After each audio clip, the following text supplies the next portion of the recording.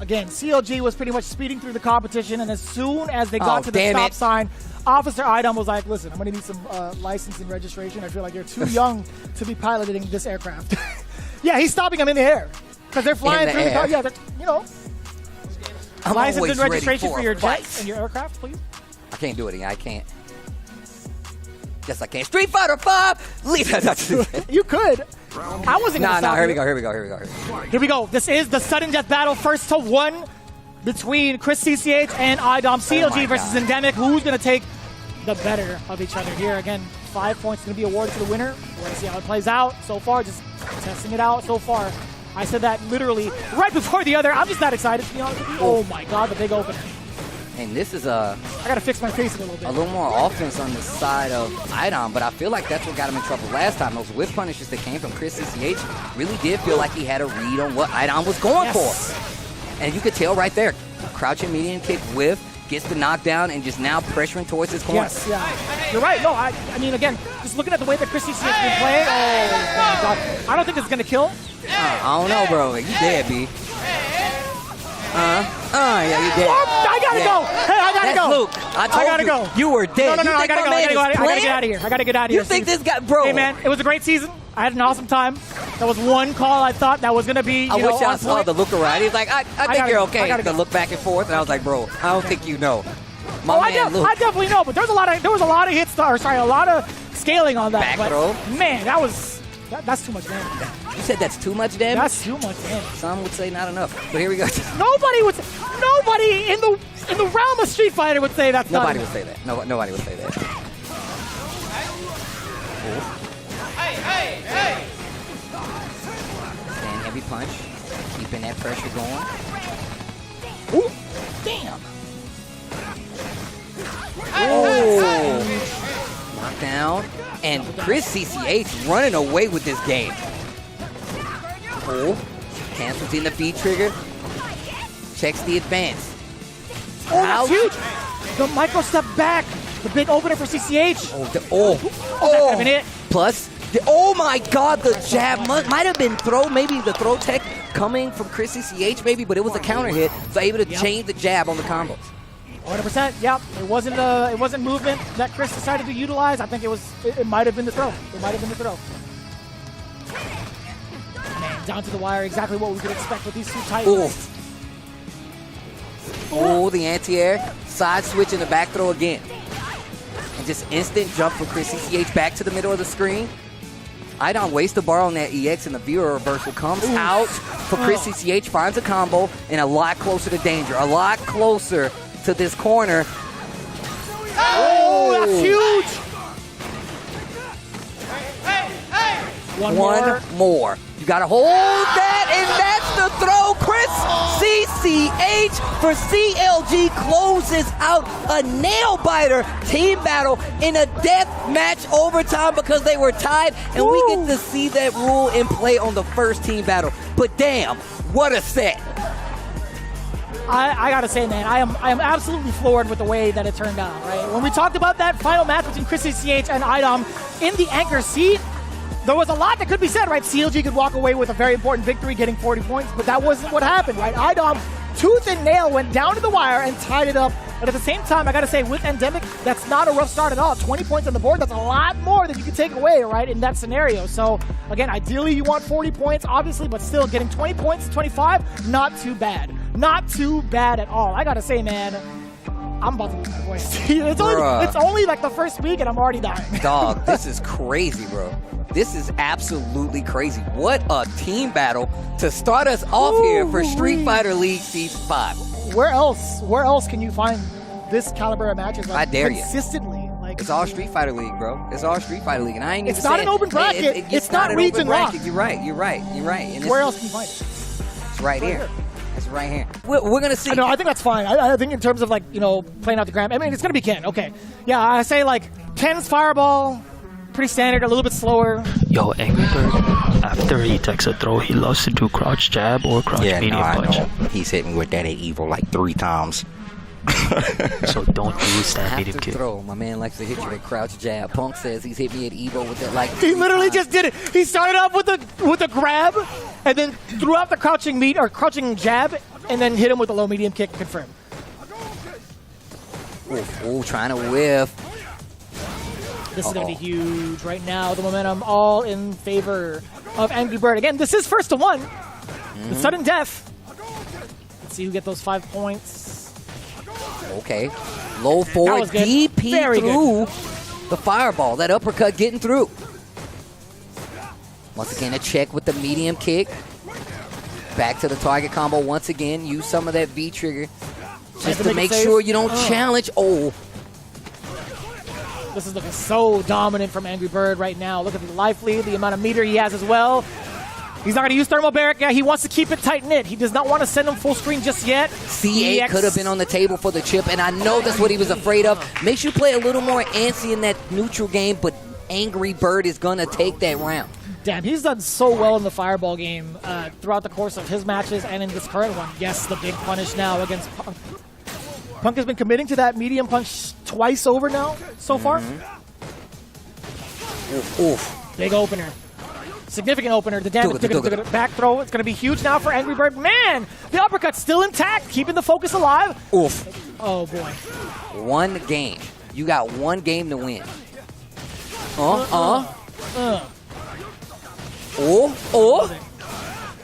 No stun, but the round can be won with a throw.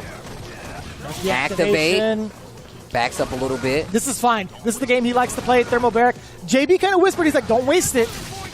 But it gives him so much of an advantage now. Oh, boy. Yeah, it gives Angry Bird a lot to work with now. You got to get the hit. Oh, another one to get through. The uppercuts to get through the fireball pressure, and I'm so happy that Punk understands that's not a real one. EX stays in front, actually gets the hit. Angry Bird on the pressure with the can in the corner. Oh, big crush. This is round number 3. Punk needs this round, and so does Angry Bird. Another throw, stun on the table, no thunder, kick the check on the wake up, gets the target knocked down. Spends a little bit of that meter on B shift. Looking for the activation point, that is exactly it. The backdash, the read, the throw, but still gets the opener off the low medium kick. Forward throw now. Too far out, can't get the roundhouse. He creeps up just a little bit, plus frames. V reversal to get out of the corner. Angry Bird is still trying to fight his way out, but no, the check. Big interruption and big damage. The big confirm, even bigger from Angry Bird.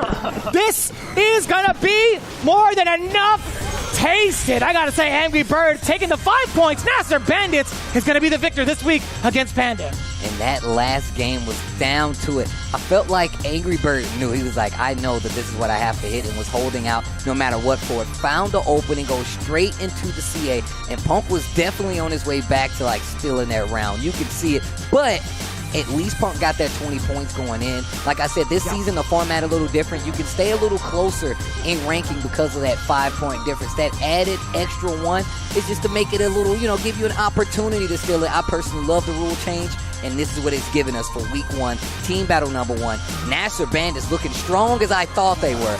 No matter what happens, bro, I feel like they're always going to be able to have an answer against most of the teams here. It's a pretty versatile team. I mean, you could be saying the same about Panda as well. I mean, like having different types of champions in their own regard, right? So it's very tough right now to see how this is going to play out just based off of the first couple of teams, right? We have so many more teams to go through. But as it stands right now, again, NASRxBandits taking the best of Panda.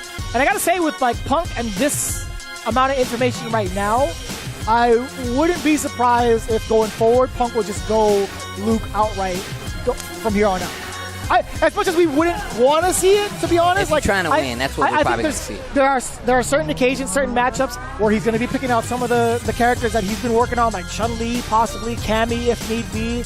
But as it stands right now, again, he's going to be playing to win, right? So Luke just might be the mainstay. It's been the mainstay right now for NASRxBandits, and it paid off dividends.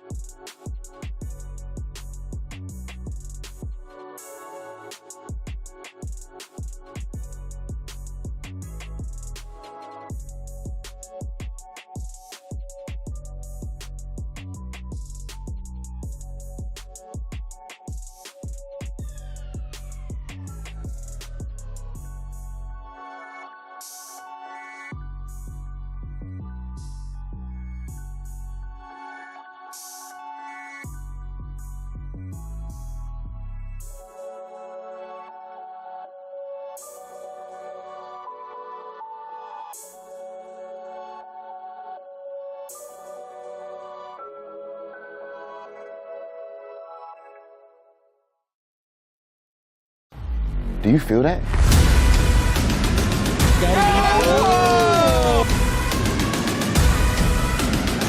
The ground trembling beneath our feet. We've all noticed a tectonic shift in the fighting game community. Let's go! Wow. Everybody's game. Nice! Let's go! As our gods have been shaken to the core from the footsteps of young titans growing louder and louder. You got it! Almost. We have 3 Capcom Cup champions, all with an insatiable desire for glory. Oh my God!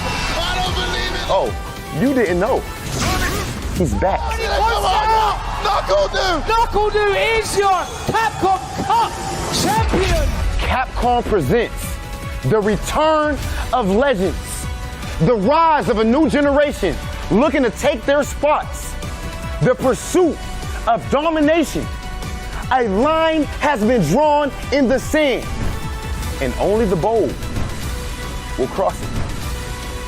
This is Street Fighter League.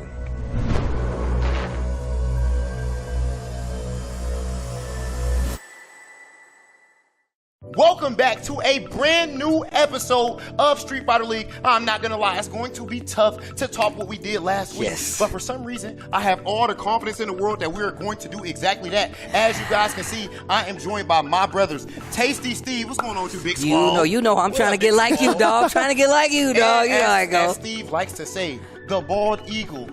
Commentary. My guy, Vish, what up with you, bro? Yo, man, I'm excited to see the matches. We've seen the outcome from last week, and I guarantee you, just as Robert said earlier, it's going to be fire. Oh, definitely. And we need to actually look at these teams that are exactly the reason why it's going to be that fire. Steve, who do we have on Team CLG? Let us start from the top. CLG, as Rob said, is going to be Samurai, Chris CCH, and Just a Kid, plus Filipino Man if they need them. Then we have Endemic with Shine, Idomb, Knuckle Doo, Dang, and Gamer B. Of course, we got Panda back in here with Punk, Nephew, JB, and Kami. And of course, we still got 3 more teams down there. That's right, the NASRxBandits with Big Bird, Angry Bird, Mena, and Kaba. That is a dream team in and of itself with Red Rooster, the newcomers on the squad, right? Mono, Smug, Hot Dog 29, and Ajax Fidelity. Rounding it up with UYU, Oil King, NL, DCQ, and Sien. You cannot make this up. This is literally the all-star of Street Fighter League. Yes, and of course, these all-stars are actually playing in an all-new format this year when it comes to this season. Each team now has 4 players instead of 3, and the away team is going to submit their player and their character order ahead of time, so the home team is going to get the counter pick, and these teams are going to play 3 consecutive matches. The first 2 matches are worth 10 points each, and then the third match is actually worth 20 points. If the teams are tied after 3, we actually get to a final best of 1. That's crazy.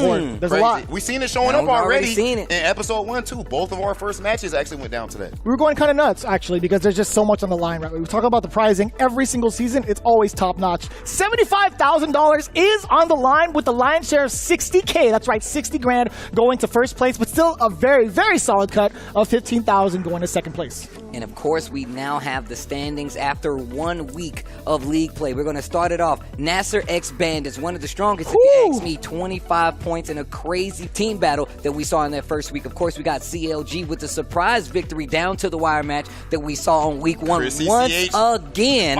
Of course, in third, we have Endemic with 20 points. Fourth is Panda with 20 points. And of course, we got Uyu and Red Rooster, who have not played, sitting at the bottom. We will get them in this week. Speaking of this week in Red Rooster, Uyu, Jeremy, who do we have? So again, Uyu has the newly reformed roster. It's going to be a very important one because of one significant factor that I personally have not seen on this stage yet. That is the 3 letters DCQ alongside NL, Oil King, and Sien. It's going to be ridiculous. And I'll tell you what, I actually think that Red Rooster is about to. I don't know who's going to win that match specifically, but Red Rooster is easily like a big sleeper pick for me. Yeah. And it's because of a reason that some people might not actually think about. It's because of the fact that they actually all went to Puerto Rico before Street Fighter League just to train with each other and to bond. We got another team battle coming up this week. Oh, that's right. It's going to be Endemic versus NASRxBandits, one of the heavy-hitting teams that we see here. Ridiculous. It's going to be amazing, but we're going to get to it after this break. Week 2 of Street Fighter League Season 5, and yes, we're still alive right after this.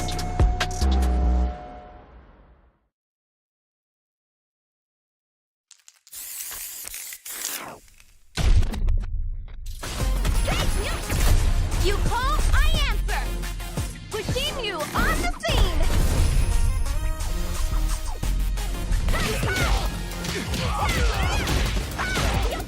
Man, come on, I'm ready to go. Calculated.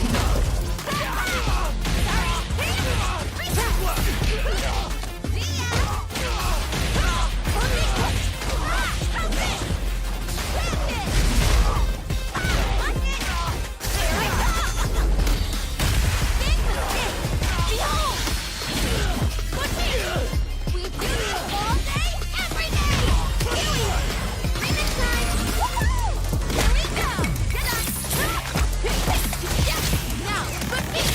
Ninja, Star, Sniper. Make way for the Ninja Star.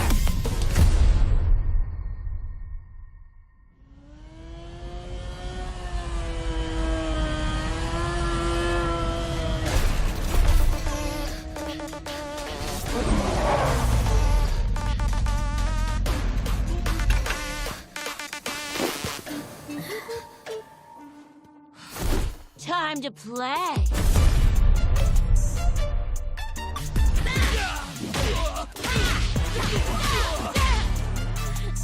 You gonna keep me waiting, babe?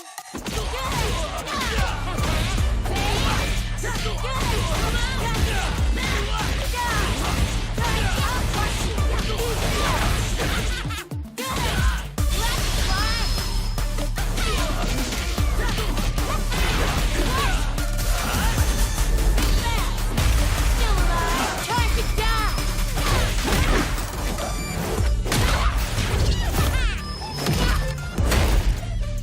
Such a lovely face. Stop, kid. You're killing me here. And only one of us is allowed to do the killing.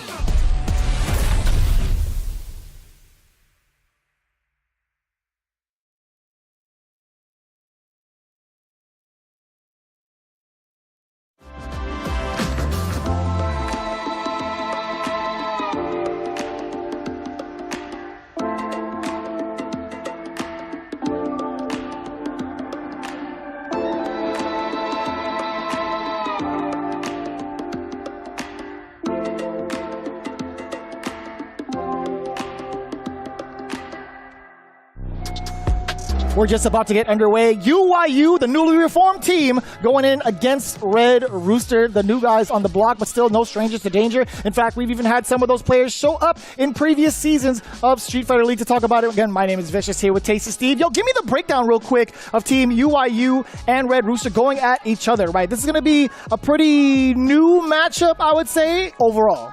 Look, first off, you have to remember that UYU had a new and improved team last time we saw them, but this team I feel like is even more well-rounded. I actually got to talk to UYU about their team and just how they feel coming into Season 5 of Street Fighter League. Let's take a listen.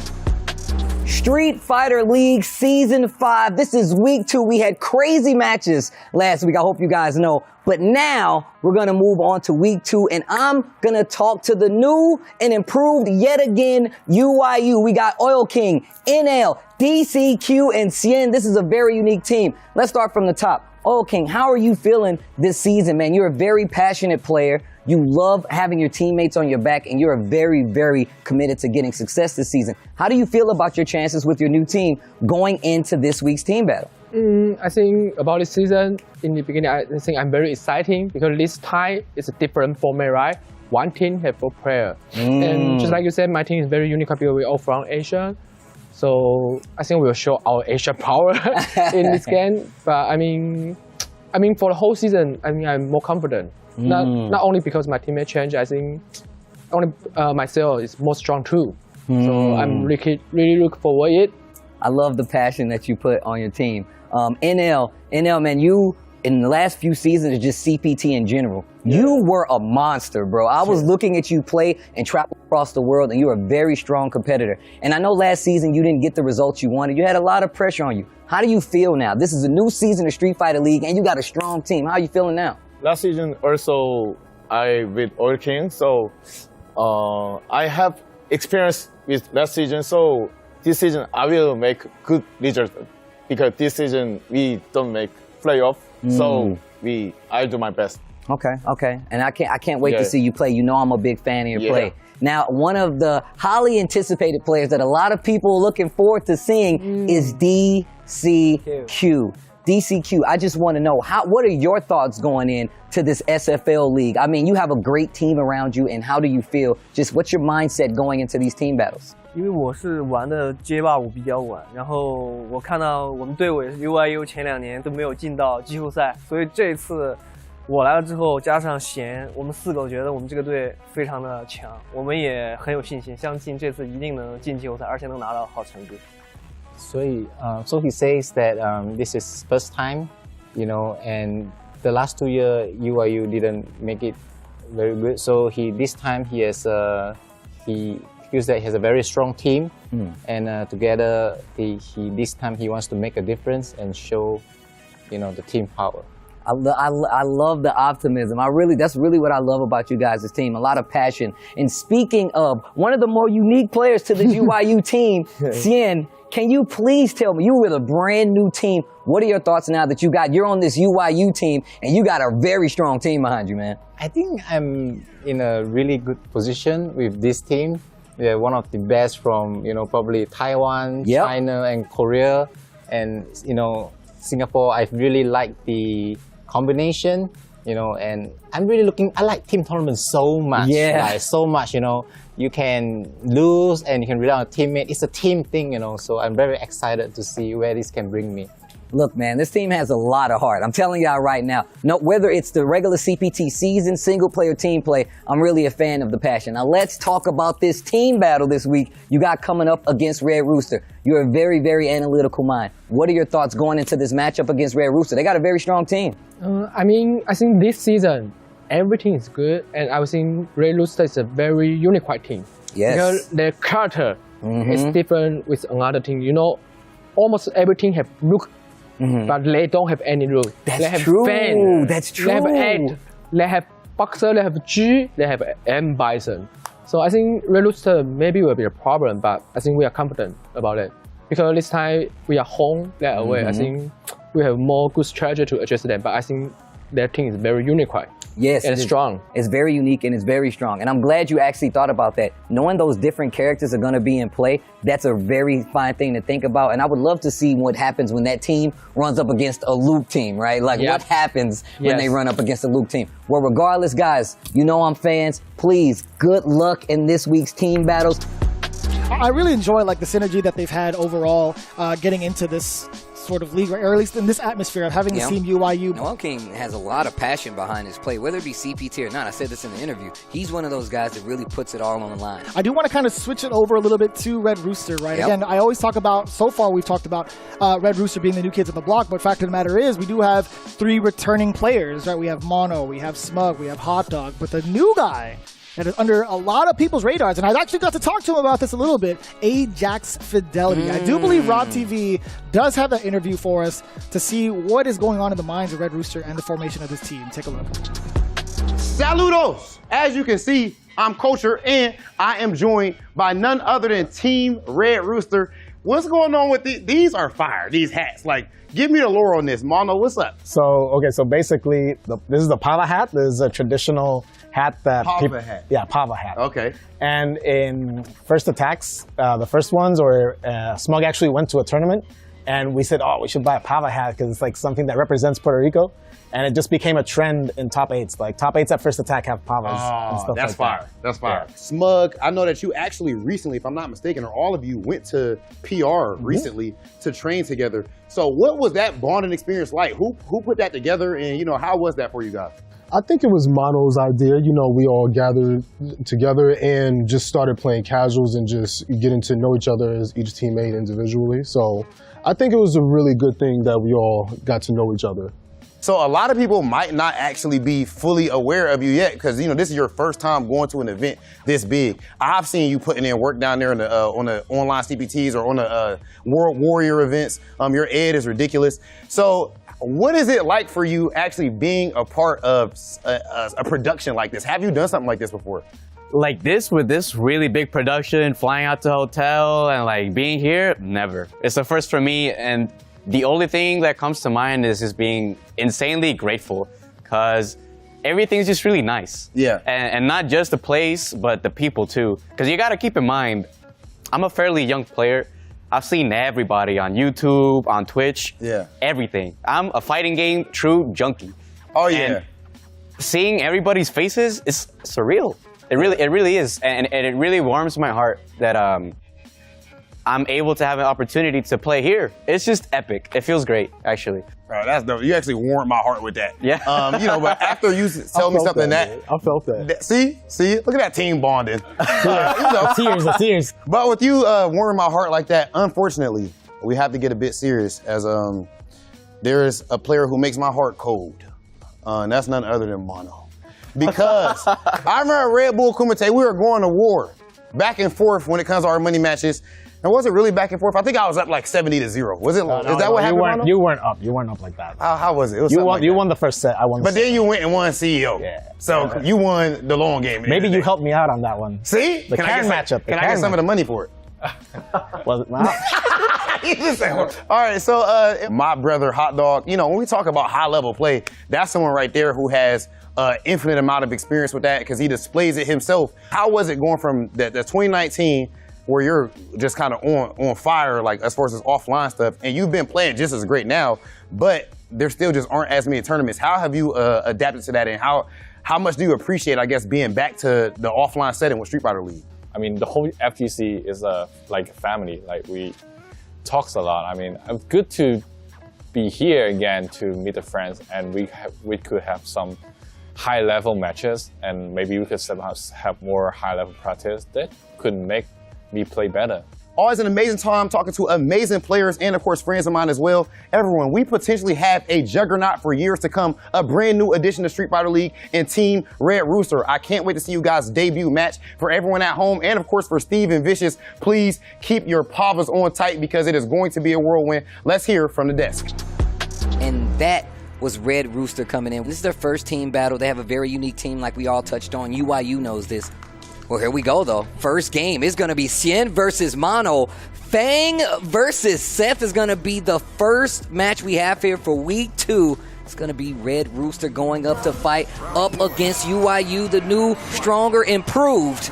But we don't get to see things like that, bro. We don't get to see the Fongs get a lot of play out here, not only just in single play, but a very strong one at that. Mono has been making some amazing strides throughout these last 2 years. Oh, absolutely. With the Fong. Are you kidding me? Yeah, he's been dominating a lot this year, too. Like, we talked about his performance over at CEO. He's taking down some of the best in the United States. And I got to say, man, he's looking to try to do so against someone like Sien, though. He's the innovator of Seth V-Trigger 2. Oh, yeah, we talked about this. And I know you get to talk with him a little bit on Street Fighter League sometimes as well. So knowing that, I mean, very much one of the innovators of the Seth play. We saw a lot of Seth last season in Street Fighter League. It was Seth Fighter League. That was for sure. It actually was. A lot of people were saying that. But Seth is still a very, very strong character to play against. And I love to see this matchup against Fong because we really don't get to see it that much. Yeah, no, I think there's only a handful of Fong specialists, but I gotta say, considering what is happening on the screen, Mono is making it work. But it's hard to see. It's hard to even put it in that way because Fong has taken some significant strides on the upper echelon of getting those improvements, right? And this season, he's gotten a lot better and a lot more consistency in regards to the damage output. I feel like one of the things you really have to point out, you'd be remiss that not to hit point so out. far. Oh, of course. As an anti-air, bro, this has been what for the longest time. It gets me by surprise every time. But no, like, just being able to have matchup experience versus a character like Fong is far and in between. It's not really easy to be like, oh, I got Fong experience because the character doesn't get a lot of shine. But Mono, like we said before, has been tried and true with this character and has really been putting in the work. You have to ask somebody, do you that was actually sick. have Fong experience? Asterisk question mark. It's like, I doubt it, man. If you haven't played against Mono, you haven't played against the others, it's a whole different story. Oh, V-reversal works out a little more, so but sick. Sien still with the read on the V-reversal. Yeah, and that was actually a pretty good call out. I think that was indeed him knowing that's gonna combo. That was godlike Mono. That was actually pretty nasty. Yo, Mono is playing out of his mind already. He barely even started, man. He's already got a game on the board. It's got Sien, got his hands on his hips. He's like, damn, that was good. That's the stance of like, damn, I gotta think extra hard on this one. This is the only thing he got you in the game, in the first game. Yeah, he tried to extend, but you press stand light kick at the perfect time. Yeah, stand light kick is always easy because you can't punish it. They have a very character-wise, you don't have to worry about Luke, but if you don't have the XP versus some of these characters, you're gonna get beat up. Game 2 here. Of course, this first set is first to 2 worth 10 points. Already checking on the toes right there. One of the main things that's really been working out for Mono is like just using that gas right there to control the neutral game. And I love the fact that we're getting this V skill too to kind of get like this advancement with the special moves as well as keeping the pressure on. I think outside of that, right, the utilization of down forward fears sets him up for a nice spacing trap for a standing medium punch buffer. And I think that's been utilized pretty well thus far, but now it's going to be all guesses. Sien letting it rock with that V-Trigger 2, not being able to guess correctly, Mono in a tight spot, or so I thought. Okay, yeah, so he was ready for that throw. You cannot EX dash out of the way. It is not throw invulnerable. Nice. It is strike invulnerable, though. Looking at it right now, again, we were talking about that pressure. Mono was just putting a lot out on the screen, but still, the traps do get read correctly. Sien with a giant jump in, EX, mad cradle, a throw will do it. Big Mono damage. knew it as well!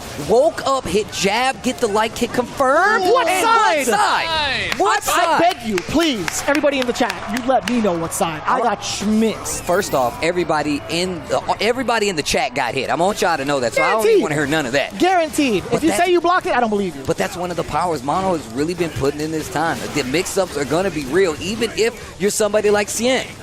Oof.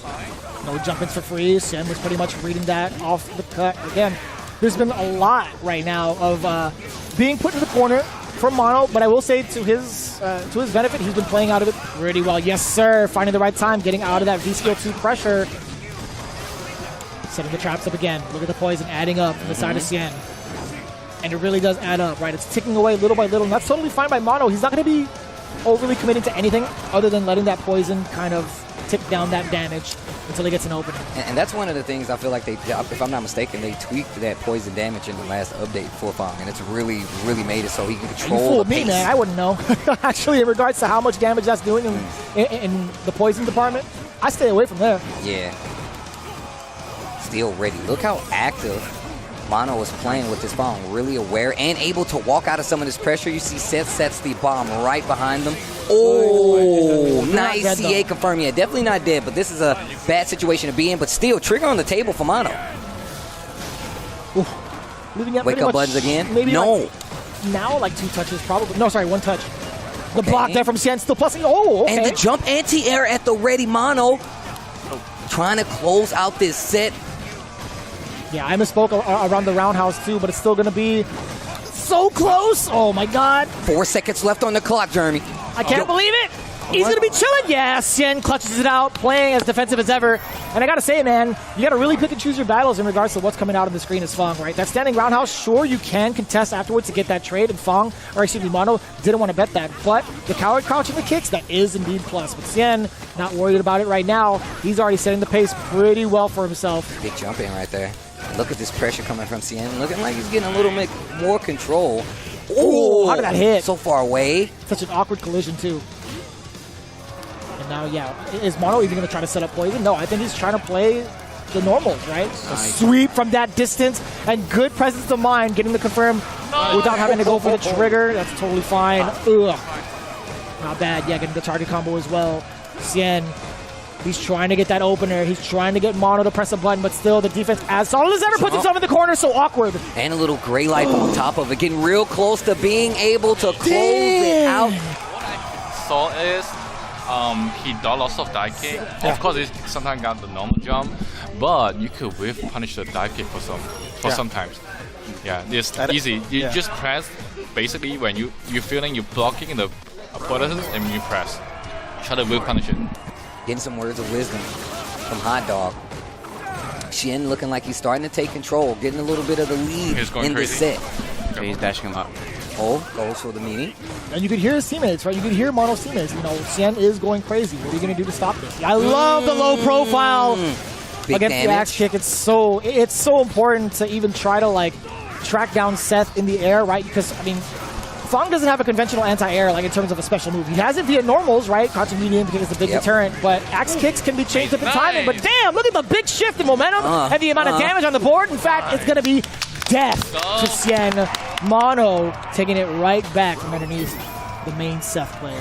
Okay. Now that we see the one Seth, I'm curious if we're gonna see more than one this season. You know, I know just in regular. I doubt it. Yeah, you know, like I know in just regular play, we still don't really get to see that many. Ooh. Sets those poison balls just to make sure to control most of the screen. Nice V reversal. That escapage V reversal. One of the better things about Fong. It's out of the corner, but still gets a big combo. That's the first time we actually don't get to see a counter hit conversion from the side of Sien. We've talked about how good he is in getting those specific counter hit conversions. Oh, V reversal to get out of there, using the evasiveness of Fong to get out of there. And we talked about how squirrely Fong can really be, but you know, Sien has had that read a couple of times over of getting the throws against the V reversals, or at least like the EX dash out of the way too. But as of right now, keeping it sturdy, Fong stuck in the corner, plus frames for Mono. He tried to be a little bit sneaky to get his activation. He was trying to get a frame trap going. No anti-air, another jump goes for the heavy kick version, and that is gonna leave you on block stun. Gets the throw to the corner and the whiff punish early. And once again, it's just Sien just being content, taking these hits, everything that he can get, and then just waiting for his turn. Mono getting a little flustered, it seems, because he can't keep Seth at bay in a lot of these situations. And it's tough, right? He was looking for his turn to activate V-Trigger, and that's been like the biggest thing that allows Mono to pretty much take control of the matchup. Nice. That is huge. How often do we get to see a wake-up critical art at this stage? It's been pretty few and far between, as you mentioned earlier. That's a very valid strategy still. And I'm not surprised, because we've seen Mono wake up and do buttons last time to get that confirmed. Wait a minute. Spins the EX, gets the knockdown, tries to go for the throw. Mono at the ready. That's so tough, right? Even though he landed that very important critical art, I feel like he was already put back into the corner pretty quickly, and now he gets to play the long-range game. What a stop on the V-Skill 2. Mono being as active as ever, letting that poison rock again. Look at how much damage that poison is doing, and gets the crush right after it sets out another poison, and just having to hold this. Sien dashing across the screen, trying to get like this momentum back in his favor. Ooh. Wait a minute. Uh-oh. We do have the V-Trigger on deck for both players. It's a matter of who gets to activate first. It's going to be in big trouble. V-reversal this time? Oh, no, that wasn't a counter hit, so he can't go into the Fierce Ender, but it was too far to get anything else. If you're Seth, I don't know if you could be, I don't know if you're able to build a meter right there. Oh no, you got to be careful.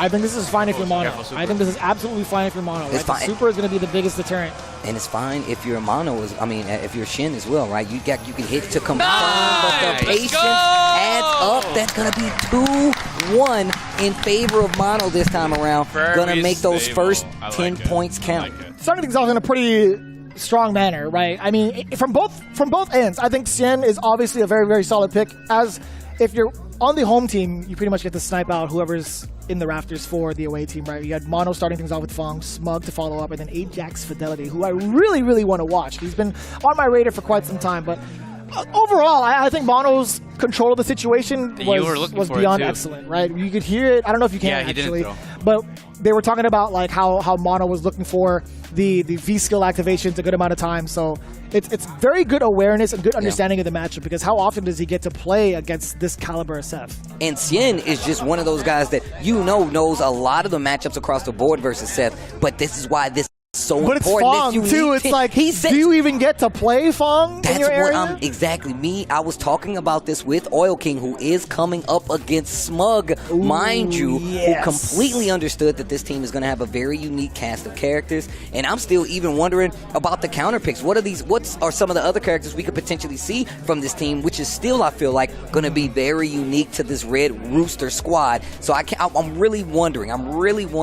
All right, so again, there's a lot of pretty much like a mutual understanding between these two players, right? There's a lot of respect amongst both of these teams, but I want to see how Raw can actually get, right? Oil King, the master of catching people by surprise in regards to the EX spinning mixer, but one of the biggest deterrents now is the fact that it's no longer invincible on wake up, right? That's been one of the biggest touches, one of the biggest nerfs that Rashid can actually get.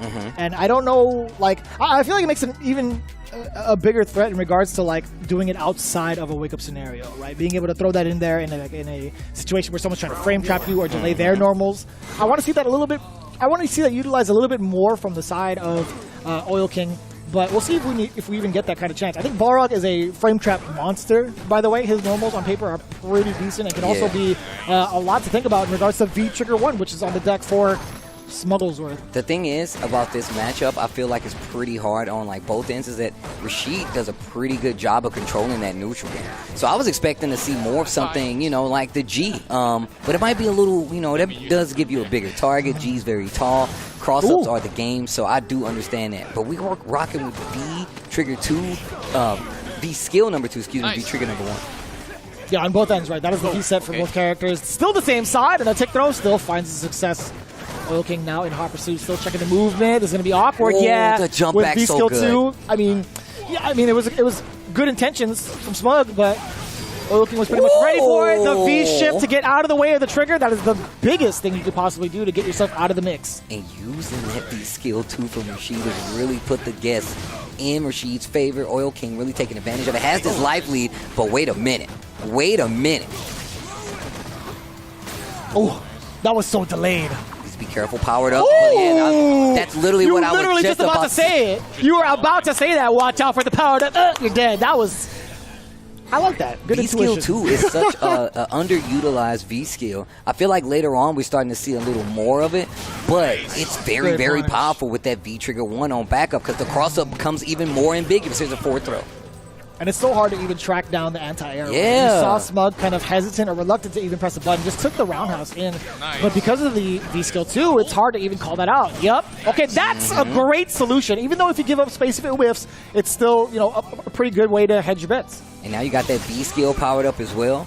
Tried to check for the anti-air. Gonna have a powered up option here. Oof. Yep. And that could have been a cross-up if played properly. And man, Oil King really taking advantage of this V-Skill 2 with the trigger 1. A lot of powered up cross-up options on the table. Stuck in the corner. Here's the back throw from Smug. Tries to go for another one. Off the backboard. Catches the jump back mixer.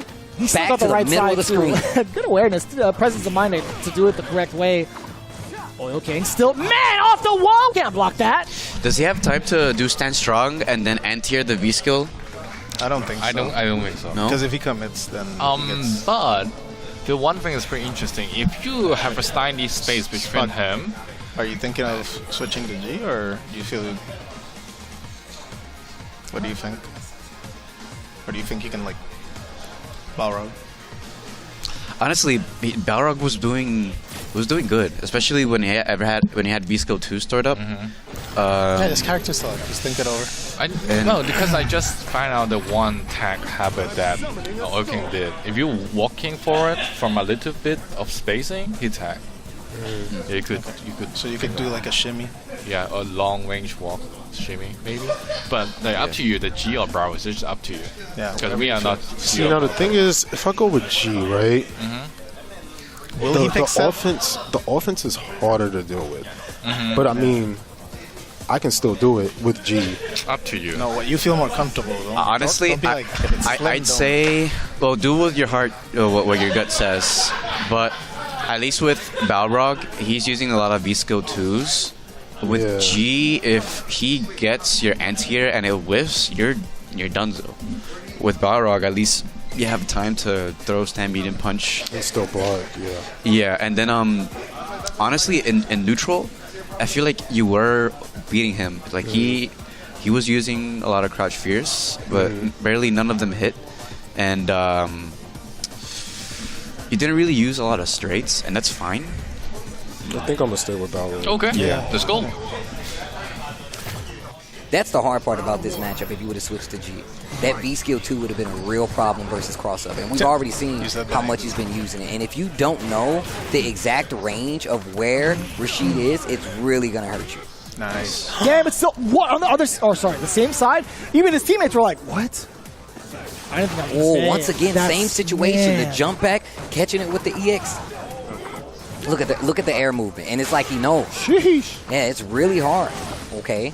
The EX dash Oh, straight he gets caught the him pressing crush, a button. Big damage. Gets the knockdown. Oh, you still get. Oh, chasing man. him in the air as well. Gets the button, gets the combo, gonna get the stun. That's gonna be around. And just like Ajax said, he was winning that ground game with Balrog, and now getting those hits. Actually, it was still a little scramble, but the damage payout is definitely in Balrog's favor. Starting with that medium kick. Back throw. Back to the middle of the screen, and I feel like that's really where Rashid kind of shines. Oh my God! How long was he holding that button? Crush. Was it level 2 actually? B shift. Had to be careful for the cross right there. Oh, he could have done it again. He could have done medium punch regardless. Oh, what a check. Gets the target B skill 2. You got to hold this off the wall.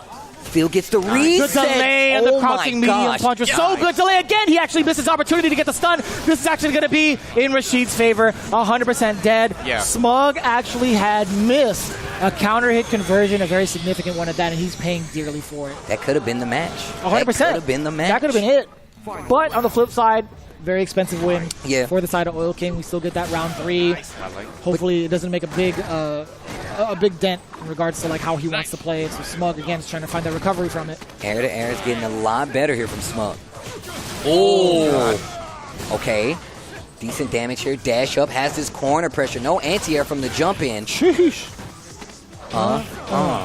In the corner you go, and this is going to be a mix-up situation. I love Smug walking forward into the V-trigger, but still has to hold the throw. Oh, it's really close to stun. Oh, big you're dead? damage. You're hella dead. Yeah, you're dead. You're This dead. should be it. Crank it. Send it. I like that. Huge recovery. For Red Rooster, Duff City. Man, with that V skill too. Duff City is international, huh? It's international. Oh, technically not because it's Puerto Rico. Follow Technically not. signs. Follow signs. There's a Duff City in every neighborhood, in every city across the world. And best believe Smug lives there.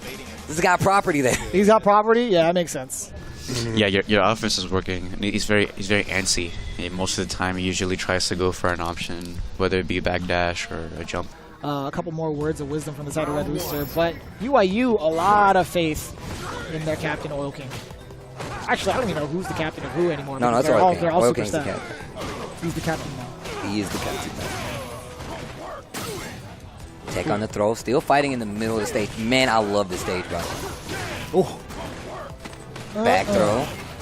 Oil King everywhere with the offense. Gets checked trying to dash in again, but that stun is really high. Gotta hold it. Oh, B reversal. Still, that stun meter going down.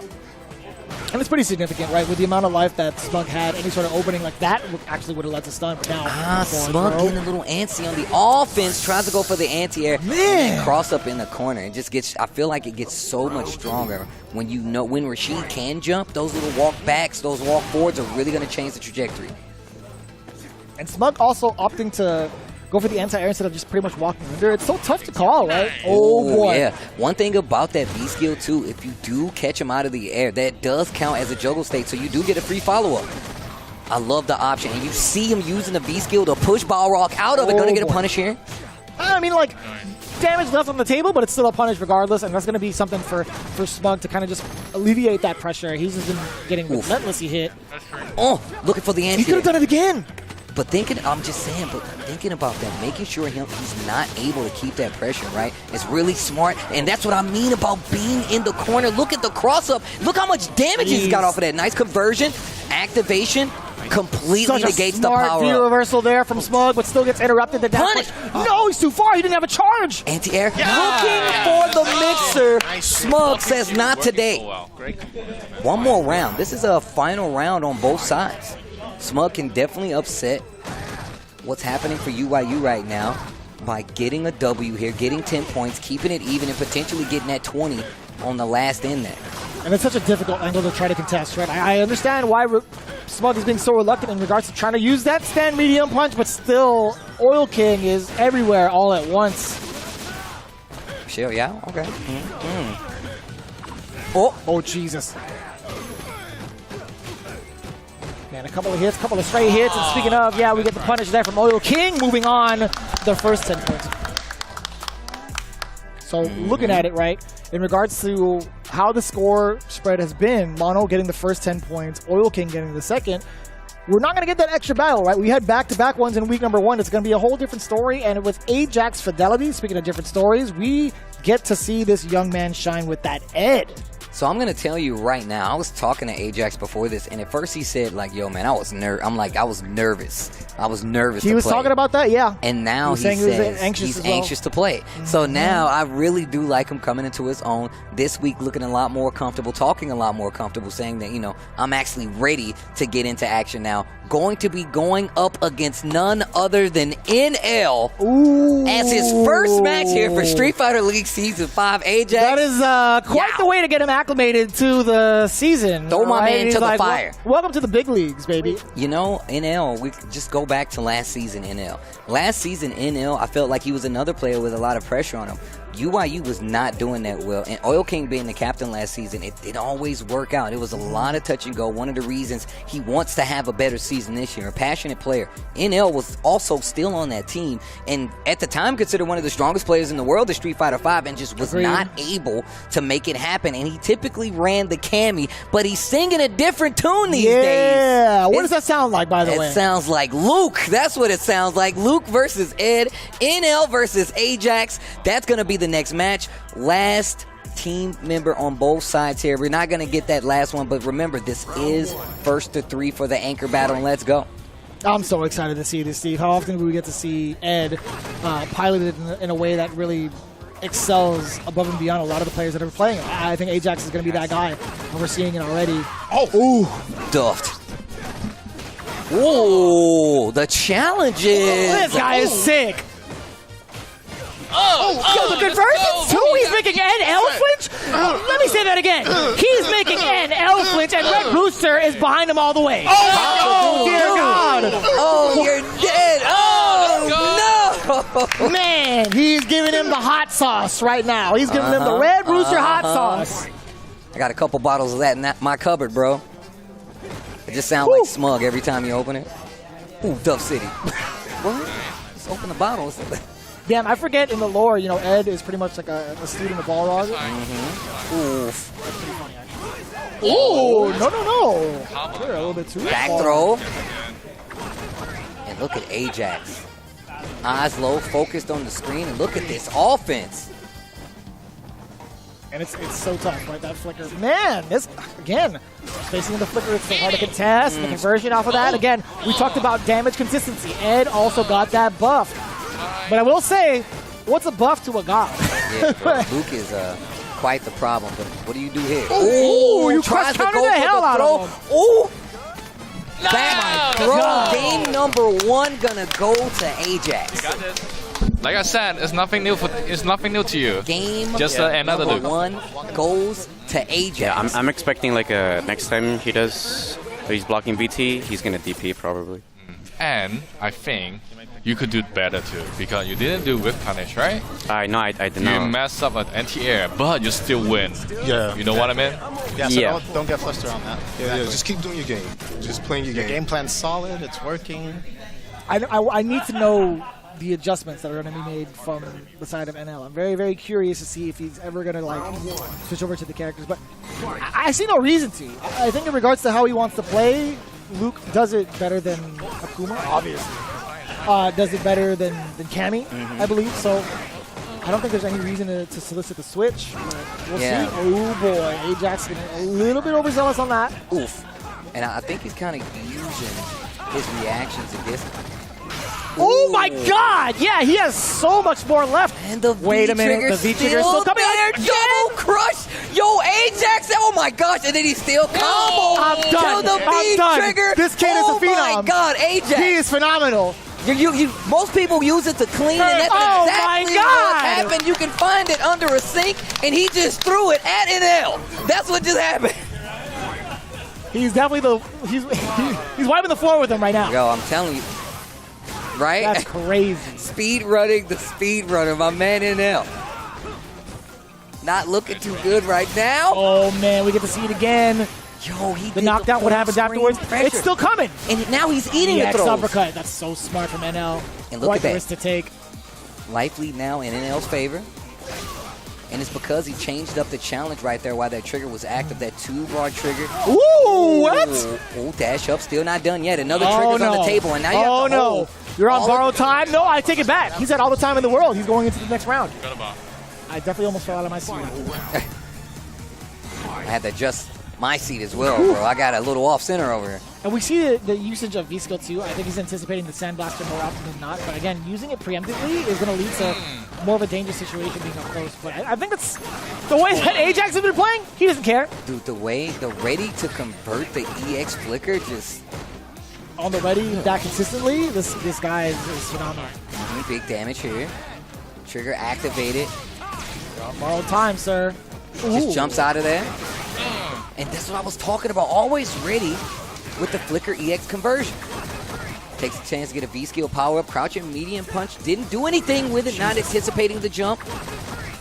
Check right there. Goes into the flicker. Ajax doing a very great job of controlling the a lot of damage. The throw is going to be a killer. Yeah, NL knew it as well. Here comes that pressure again. Chipping away little by little, but a single hit confirm could be enough for NL. It's not going to come. Instead, a W on the board for Ajax again.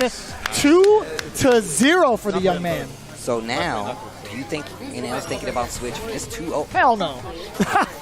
I think he's just going to ice him a little bit, go into the character select screen, buy himself some time, and really, reassess the situation. But the fact still remains, how often does anybody in the world get to play against Ed? EU excluded, we've seen... Yep, we've seen that done before, right? But no, in all honesty, I think there's a lot of folks that kind of sleep on this character. Oh, yeah. Oh, most definitely. I mean, you talked about one of the things that happened is we got further in the Street Fighter V world. They definitely made Ed more of a contender to deal with. And once again, a unique team like Red Rooster having such a diverse character lineup here makes it hard for any team, I feel like. I agree. I wholeheartedly agree. The trade combo, he was 100% ready for it. As excited as I am, again, I rarely get to see that in play. He was waiting for it. The backdash does get covered. Ajax Fidelity is looking to sweep. He's looking to sweep 3 games straight. He is 1 round away. But this has happened before in the previous week, right? We've seen people come back from worse. NL is in the hot seat now. The pick confirmed. Starting off really strong for Ajax. Oh, man, he is so ready to confirm this kid is so good, yo. Misses the throw. Okay, no activation. Luke does have it on the table. Another confirm. Jesus, the spacing trap right after.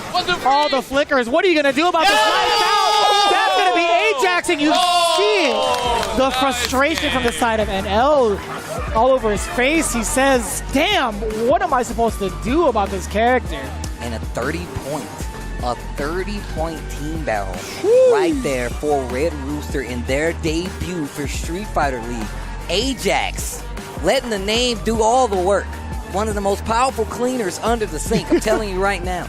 And speaking That's all of you need. cleaning, Yeah, when it comes to speaking of cleaning, that's all you need. 3-0 over NL. That is unprecedented, right? When you talk about the matchups on paper, you know, the home side gets to utilize the counter pick advantage, right? It could have been either NL, it could have been DCQ, but either way, like, I don't think anybody, and I will say this, I don't think anybody is ready for Ajax Fidelity. My man Ajax cleaned up.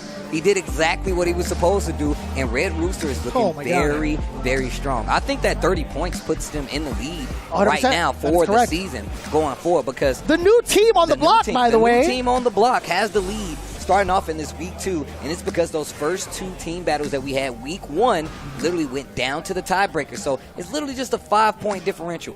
You have to really think about like what you want to do as the away side more often than not, because you are setting yourself up to get counterpicked, right? So you want to be as risk averse. That's the name of the game. It's like there's no OCVs anymore.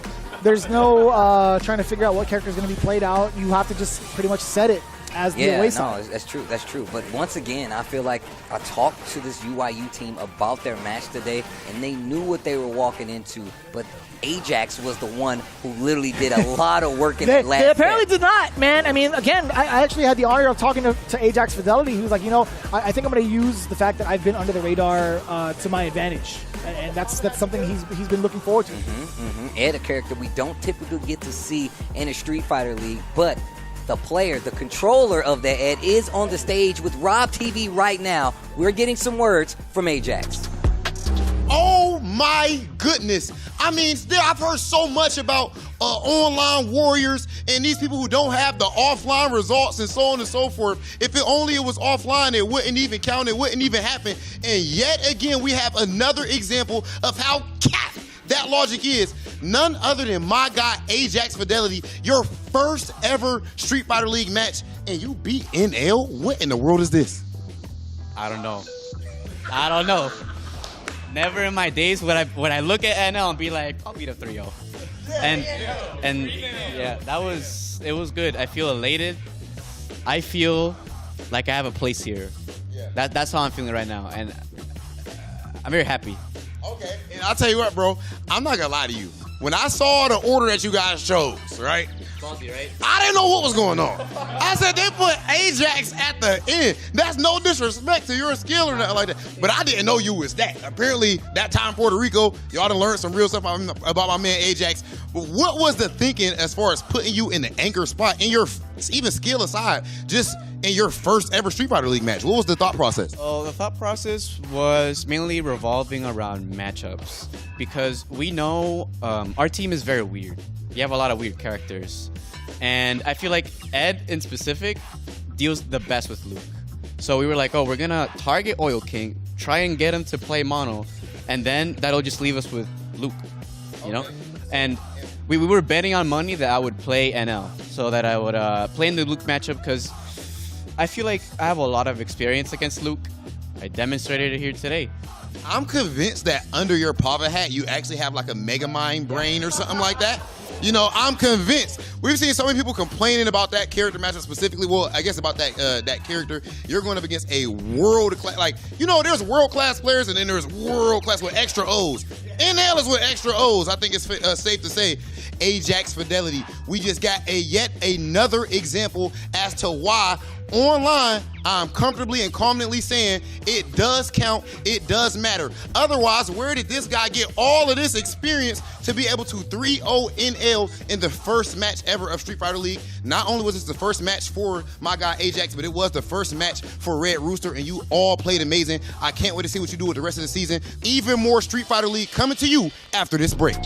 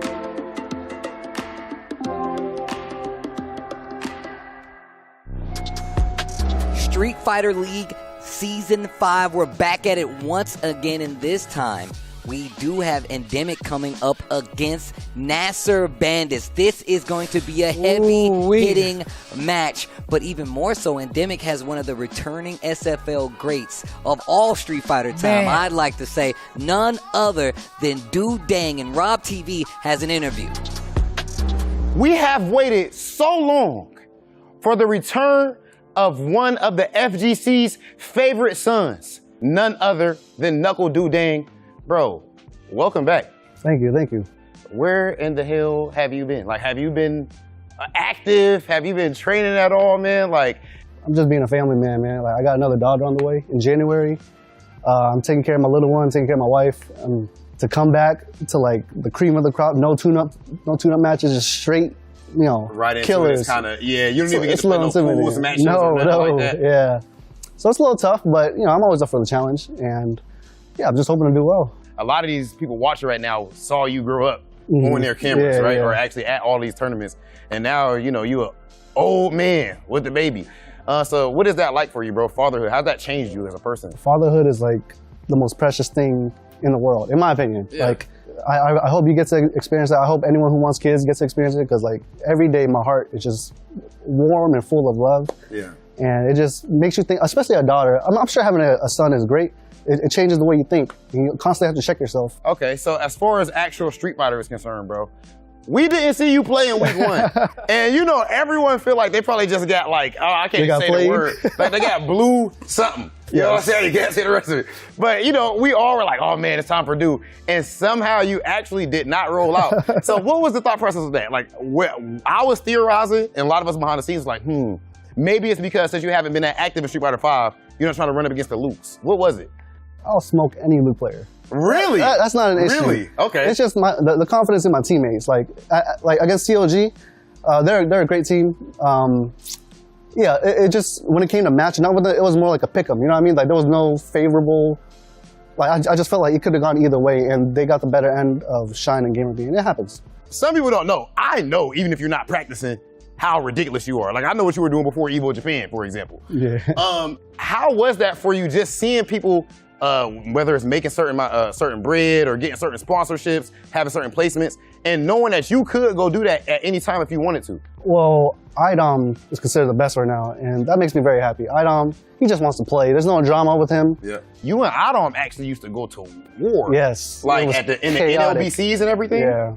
So with everybody being so excited to see you back, bro, like all the tweets, all the support, do you have anything to say to people who support you? Yeah, honestly, I was very surprised by the amount of love I got from the community, and yeah, it was, yeah, I mean, words could explain it. It was really nice to see that, and I just want to thank them for supporting me. You know, like, I'm trying to stay off Twitter because I used to use that as like my personal journal for like my darkest moments, and you know, it's not good. Yeah, no, bro, no, that's completely understandable, bro. I mean, so you know, you are not just for me personally, bro, but you are an inspiration, legitimately. Forget all these cameras, bro. You are an inspiration to me and to the community as a whole. Like, you know the stuff that you've even done for me personally and everything when I was in a tough spot and came to live with you down there, even when I couldn't even afford to pay you rent for the first couple of months and all that, bro.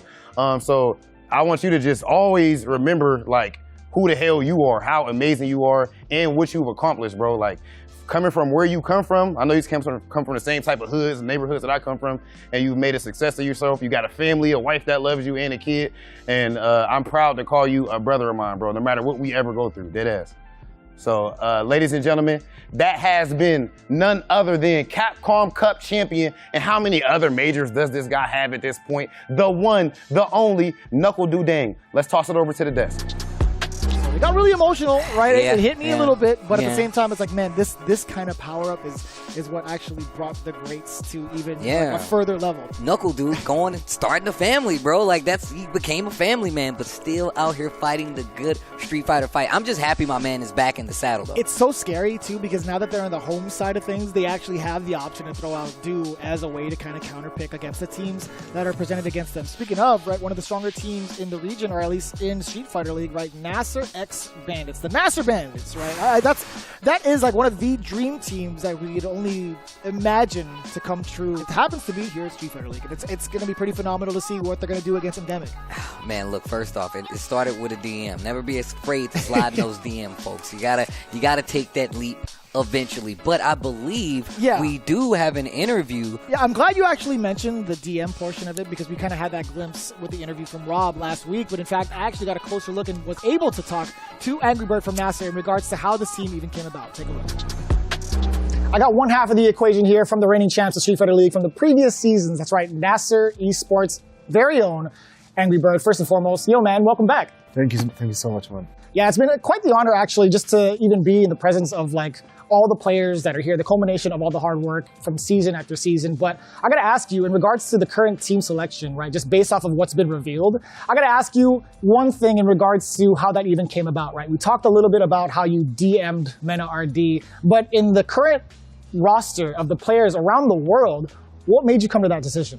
At first, we knew it was split between SFL Europe, SFL. So we knew we can't pick anyone from EU. So I was like, we didn't know. We were up until, let's say, June. We didn't have a team. Up until June, we were like, we didn't have a team. And then one day, Mena talked to me. Just randomly asked me, what's your team, bro? I told him I don't have a team. And I told him, what's your team, bro? He said, I still don't have a team. I was like, you want to team up? That's crazy. Yeah, he was like, what's up? That's actually kind of wild. That kind of comes down to pretty much like luck of the draw. It's like, well, I'm still looking for somebody. You're still looking for somebody. Why not team up? And it's kind of broken, to be quite honest. And that's even before I knew Mena was super on form. Like, he's actually now, he's really, really on form. And I think he's top 5 in the world, personally. I mean, we've seen it, right? I think in the hands of the right player, the way that he's been piloting Luke, pretty much a dominant force. So with that in mind, we've already seen some of the players kind of transition into this top tier character with Luke. How have you and the team pretty much prepared for that? So as you know, I'm from the Middle East. We barely get any practice there as bare matchups and everything. So I'm used to playing against characters whom I rarely play against. So the way I practice is different from anybody else. I watch a lot of videos. I try to analyze. So let's say I play a character for the first time. It's not that I still need experience against the character, but I already have my strategy and game plan ready for that character because I watch a lot of videos. I know what I should be doing against the character, even though I don't play against it. But as far as Luke, Big Bird plays Luke, and you know he's my main training partner, so we run this every single day. And I'm so sorry, by the way. That's a rough shot. Yeah. Luke Ken, I really like it. Okay. To be honest, I really like it. I like Luke Ken matchup. We've talked about that actually. Yeah. Jesse, Steve, and I had made that assumption. It's like if there's anybody that you would use in your wheelhouse of characters, I think Ken does a pretty decent job, and you've shown that matchup exactly, right? He does. If it's in the right hands, he does. He's mad good, right? Being able to have that confirms in person is a whole different kind of story, right? Like in terms of like who's piloting who. Seeing you hit so many of the mediums, whether it's like standing medium, medium kick into uppercuts, have been phenomenal. By the way. Yeah, I was practicing this all day. Yeah. As you should. No, as I told you, on BC, he is ridiculous. This normal, you can't even move polish it. It's a medium polish. It's hard. You can't. It recovers so fast that you can't even move polish this normal. So it doesn't have any risk actually. I'm just throwing it. If it hits, okay, good luck. Yeah, sucks to suck. Really. It's if it doesn't hit, good luck trying to punish me. You can't. Angry Bird, always a pleasure, brother. My honor, brother. We're going to be seeing a lot of that in their matches, and we're going to kick it back to myself and Tasty Steve. Looking forward to your match, man. So much. Angry Bird being one of those players that literally has been one of the all-time greats here for Street Fighter League ever since they've come into the league. One of the biggest things, the biggest takeaways you could have in regards to the away team for specifically NASRxBandits is that anybody could be placed in that anchor position because of how versatile they are in regards to their character selection, right? MenaRD could play anybody, but he's opting with Luke. Big Bird could pretty much do the same thing. He's opting with Luke. And Angry Bird specifically is picking Zeku, but the interesting about that is since he's in the anchor position, he has 3 out of 5. He has that extra leverage to figure out what his opponents are going to do in regards to what characters will be played, whether or not he has to switch. But we'll get there when we get there. In fact, Shine is going to be up in front for Team Endemic. Game number 1. We're going to have Shine versus Mena with the Luke, and let's get into it. Man, that Cody has been doing some work, though, for Shine. Oh, no, absolutely. In comparison to what we saw in week number 1, right, he did get the very strong start, and he fell just a little short against Just a Kid. However, it came down to the final round, or at least final segments of that round. But either way, getting things started off. Looking at it, the Sandblast is going to be doing a lot, right? It's going to be a pretty quick projectile to try to go against, but I think V-Skill 2 has a lot to say about that in regards to, yeah, it's so hard to predict, or even so hard to react to. Nah, it really is true, but you can tell Shine's already like up to the challenge, right? Using that V-Skill 2, that crime sway to get out of there, standing medium punch. Catches maybe the backdash with the crouching medium punch as well, but Shine just playing really confident with his ground game. I mean, you kind of have to. You can't let Luke control it. You can't let him bulldog you with that, that fireball on top of that. We've been seeing in the first 2 weeks alone just how good, how effective those normals coming from Luke can be. I love that, man. That's something I really wish I could have seen. Damn, you thought you could do what now with the flash knuckle? No, sir. My crime sway has something else to say about it. The reset. Look at the amount of chip and the gray life at the same time. Plus frames as well. You have to hold that. He's looking for a rocket up or EX at least.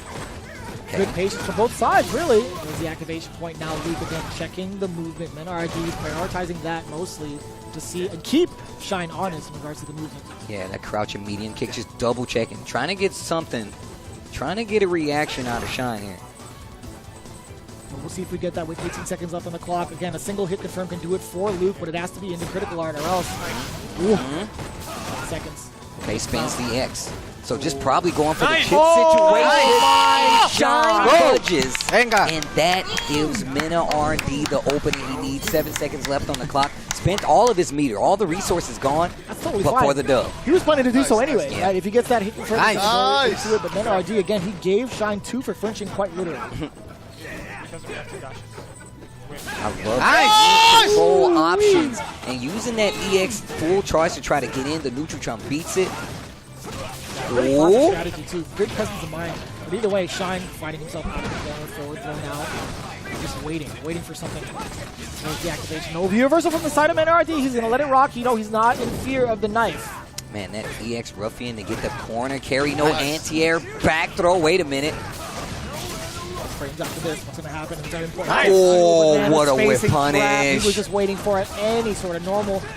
It's funny, like, you live by the knife, you die by the knife. There's, extended range of that, but at the same time, it leaves you susceptible to the whip punch. Cody V-trigger done now. Has EX, but only one. Only one EX bar on the side of Luke. The cash out is big, but double crouch short.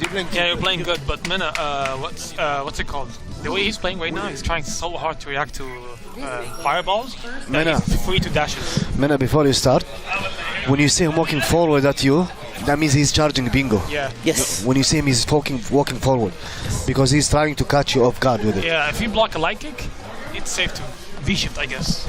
Yes. Yeah. Like walk yourself into it. Alright, you're playing good. Damn, already out the gate with the ruffian kick. That's how you feel today. Oh, the low check from there. Low forward so far. Being able to check back. That's actually kind of wild now. Looking for the crime sway. Yeah, he's anticipating the sandblaster. Ooh. Ooh. Nice. Oh, I Big love the crush. background house again. There it is. Yes, sir. Live and in full effect now. MenaRD applying a lot of the medium pressure, just chipping away. Sandblaster from that range, checking with the medium kick. You can't advance for free. You saw that heavy kick come out just in case Shine tried to get out of the corner. Spins the V reversal already and just goes back to harassing. Plus frames after that. Yes, sir. Final fight combo. Makes it even a bigger threat. He walks up just in case to catch Mena flinching, but he is well aware that he's looking for the frame trap. Juggle. Didn't do anything after it, though. Just takes the pressure. Corner carry as well, just inching closer and closer to that corner. Plenty of trigger left for Cody right here, but Luke's got the life lead. And what's wild is we don't actually get to see as many medium kicks being placed out in neutral from Shine. I wonder why that is, really. I think that's a really, really dominant normal in this game. A little bit more recovery than most. You don't have to start blocking the fireball after that. And you know he's going to try to walk out of whatever, right? So I do like him using him as like layered offense. Gets the knockdown, stand medium kick. But the thing is, Luke, if he has meter on wake up, you still got to be second guessing that. So that medium kick. There it is. Yeah, there it is. Yeah, so Shine opts to go for a stand medium punch a lot of the time in neutral, but at the same time, it's like when you get that stop, the big check from medium kick, it pays off so much. Yeah, and if you're close enough, you can just combo the crouching medium punch as well, get the knockdown if need be. So, you're getting the knockdown regardless. The neutral jump once again. But he didn't get to convert off of it. Very awkward situation now. Yeah, the thermal barrack still has got one left in the tank. That'd be kind of miraculous if he built another one doing a lot of damage. Okay. Nice crouch jab confirmed. Didn't even have to use any of that meter. Sien looking a lot better in the second game. Oh, that's so tough, right? Cody doesn't really have reliable anti-airs, right? You have to use standing heavy punch majority of the time. And I think that's one of the things that really is good for Luke in this matchup is the fact you don't really have to worry about much on wake up from Cody, right? Like, you knock him down, you get to control that ground. They have to do something pretty crazy, wake up buttons or something like that if they actually want to challenge. Ooh. Okay, knockdown and the corner carry as well. Tech on the throw. And I like this, yeah, just kind of baiting the movement against Sien using the crouching jabs, but still, yeah, Sien not budging one bit. Now making his way towards. I love the cancel there. He doesn't have to fear the view reversal as much, right? Being able to just cancel early and keep MenaRD guessing. And the fact that he held on to that trigger that long to get the situation and now can get the kill if played correctly. MenaRD in control. First the two gets the jump in. Big damage. Look at this carry.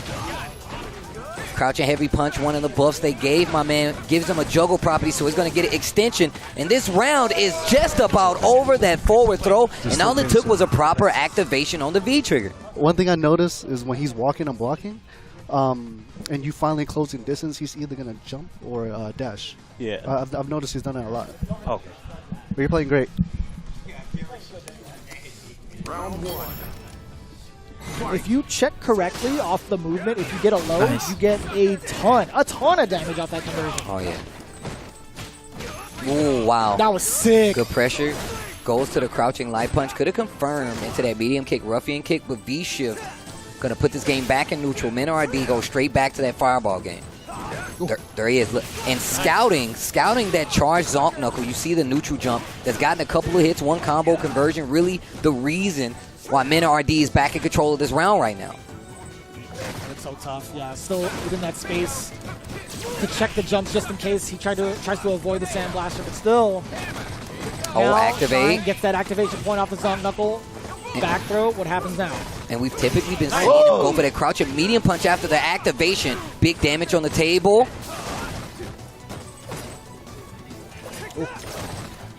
Ooh. That heavy punch, man, with the V trigger gets a lot more range. And that's gonna gonna hit. No charge though, but still not the juggle. And my man woke up EXDP. Mena, you madman. No, you are a bona fide genius. You're a madman or you're a bad man. Either way, you got the round. That is high. He tried to go for a throw bait or at least a delayed button of that back roundhouse. We've seen that time and time again. Yes, sir. V-Skill 2 past the Sand Blaster. That crime sway kick. Man, but what do you do in terms of the incoming? Like, how are you supposed to anti-air? Nice. Ooh, first time I feel like we've seen that connect. Good combo damage and the carry. I like that. Mena going for the carry to get the corner. And here's this pressure. Oh, the whip punish. Yeah. Crouching medium kick, EX Ruffian. Light kick for the knockdown. Activation, tries to hit a button, gets the target, spins one of the V trigger. And just chipping away with Gray Life now. One more. Pretty much in control. Does have the thermal barrack on deck just in case. He's going to make something safe, right? No activation. There is going to be, yes, sir. We were talking about that low conversion. Now he gets all the pressure in the world. Yeah. Jumps out of safety. Oh, my God. He actually got out for free. Oh, that was so good. Didn't hit a button, but still holds the throw. He mistimed it. Don't beat it, though. He still got a chance. Full CA on the table. And V-Trigger is active, so you can chip out. And I love that he did that with Cody, because if he would have blocked too much, I think he could have just chipped out almost instantly. Of course, you know, range is going to be an issue, but I love the attention by Sien to wake up and challenge right there. Set point for both.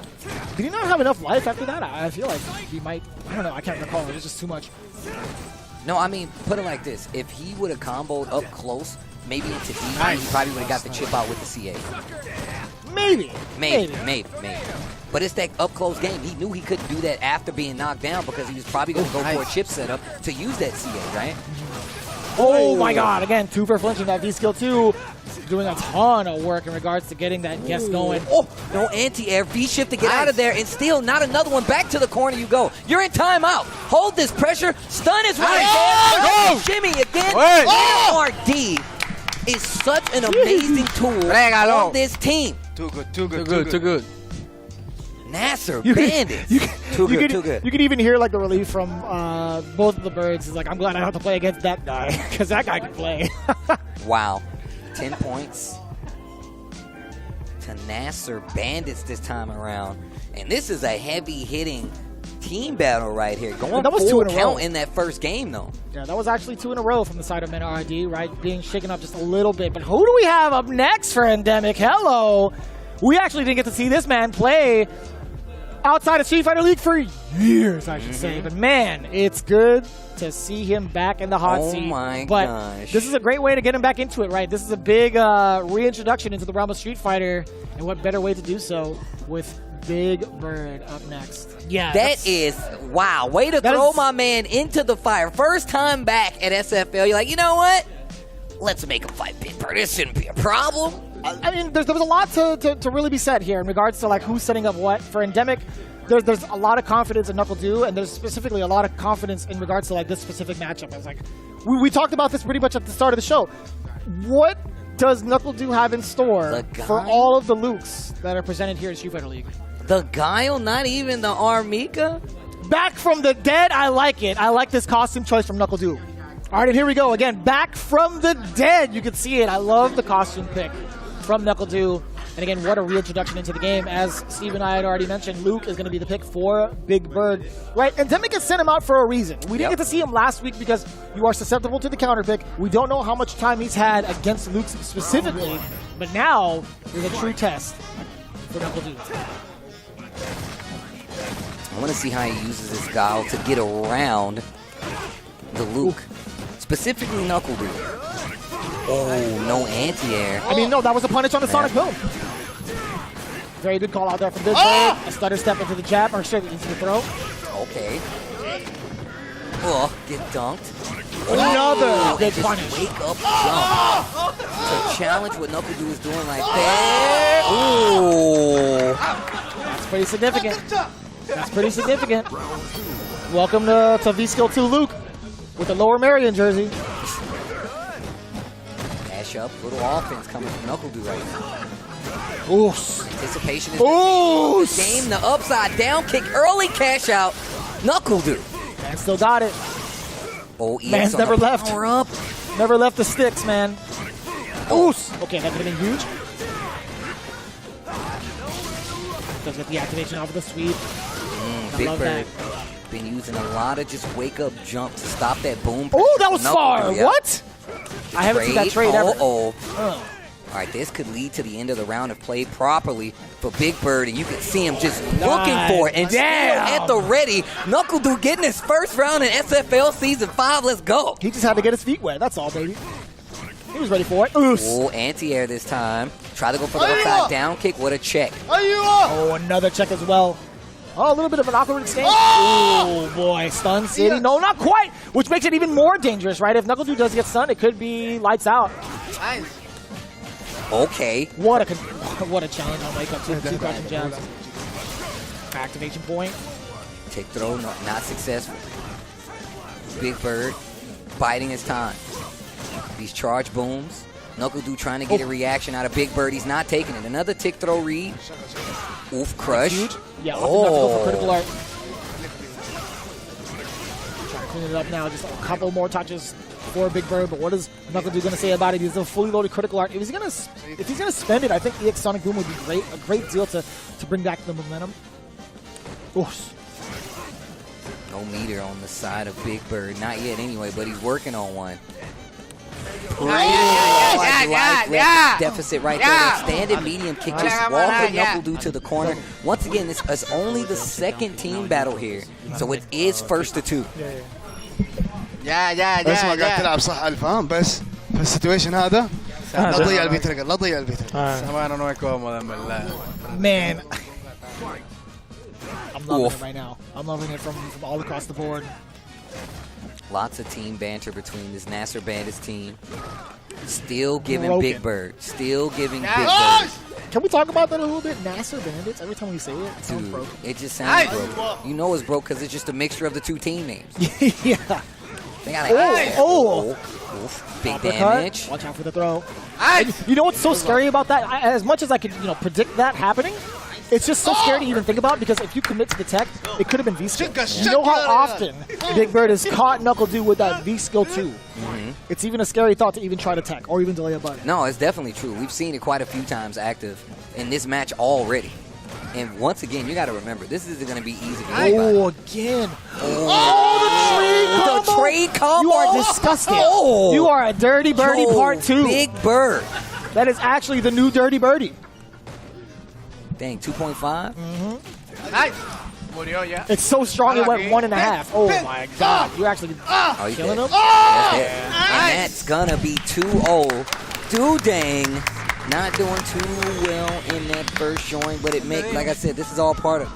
This is all part of it. I will say, like, there's a couple of growing pains that are going to be involved with, like, the progression of Knuckle Doo and Team Endemic, right? They have to pretty much get him acclimated to all the looks that are going to be coming his way.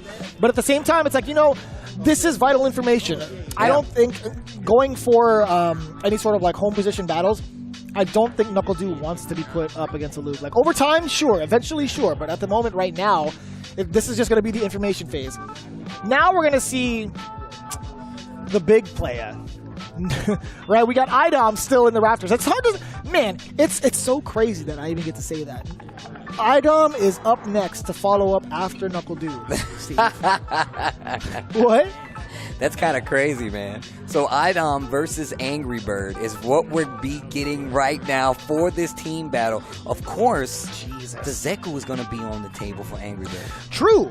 Yeah. So one of the things I did get to talk to Idomb about last week is like you know, I should just start going with Laura a little bit more to kind of instill the fear. What's great about that now in the anchor spot, considering it's first to 3, again, same thing applies to Angry Bird and Zeku. There's going to be a lot of information that's going to be told in these first couple of rounds that he can make that decision even later. It's like, I'm going to start things off with Poison for the matchup on paper, but what happens if I have to switch up to Laura, which is going to be a pretty comfortable spot to be in if you're Idomb.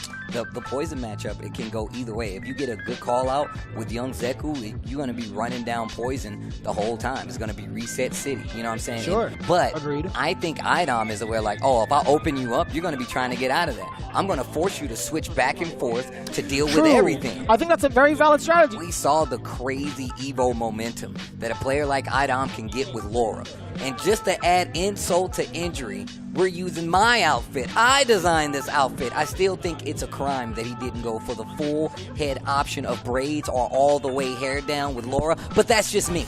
That's just me. But here we are. That's your fault. Game number 1, Laura versus Zeku.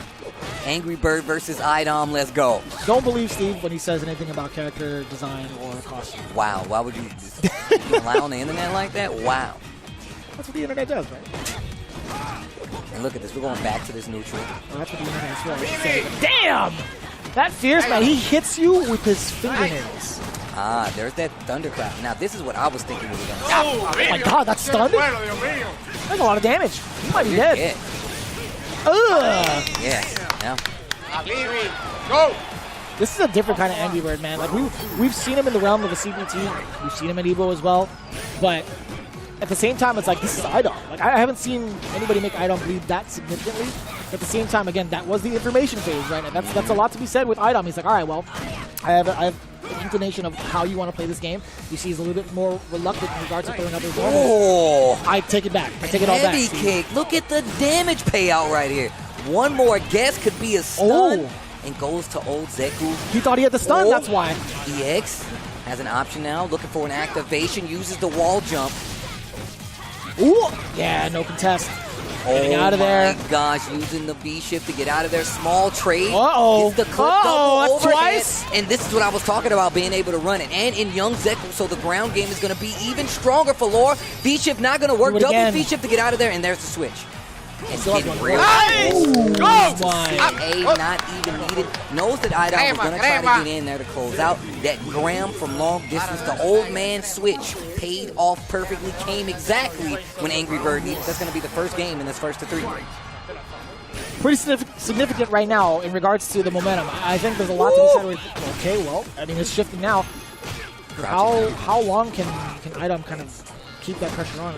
Once he loses his turn, Angry Bird goes nuts. I mean, I think it can go either way at this point, right? Now you get to play this ground game, and your old Zeku switch is probably going to be coming up pretty soon, but now you got this knockdown.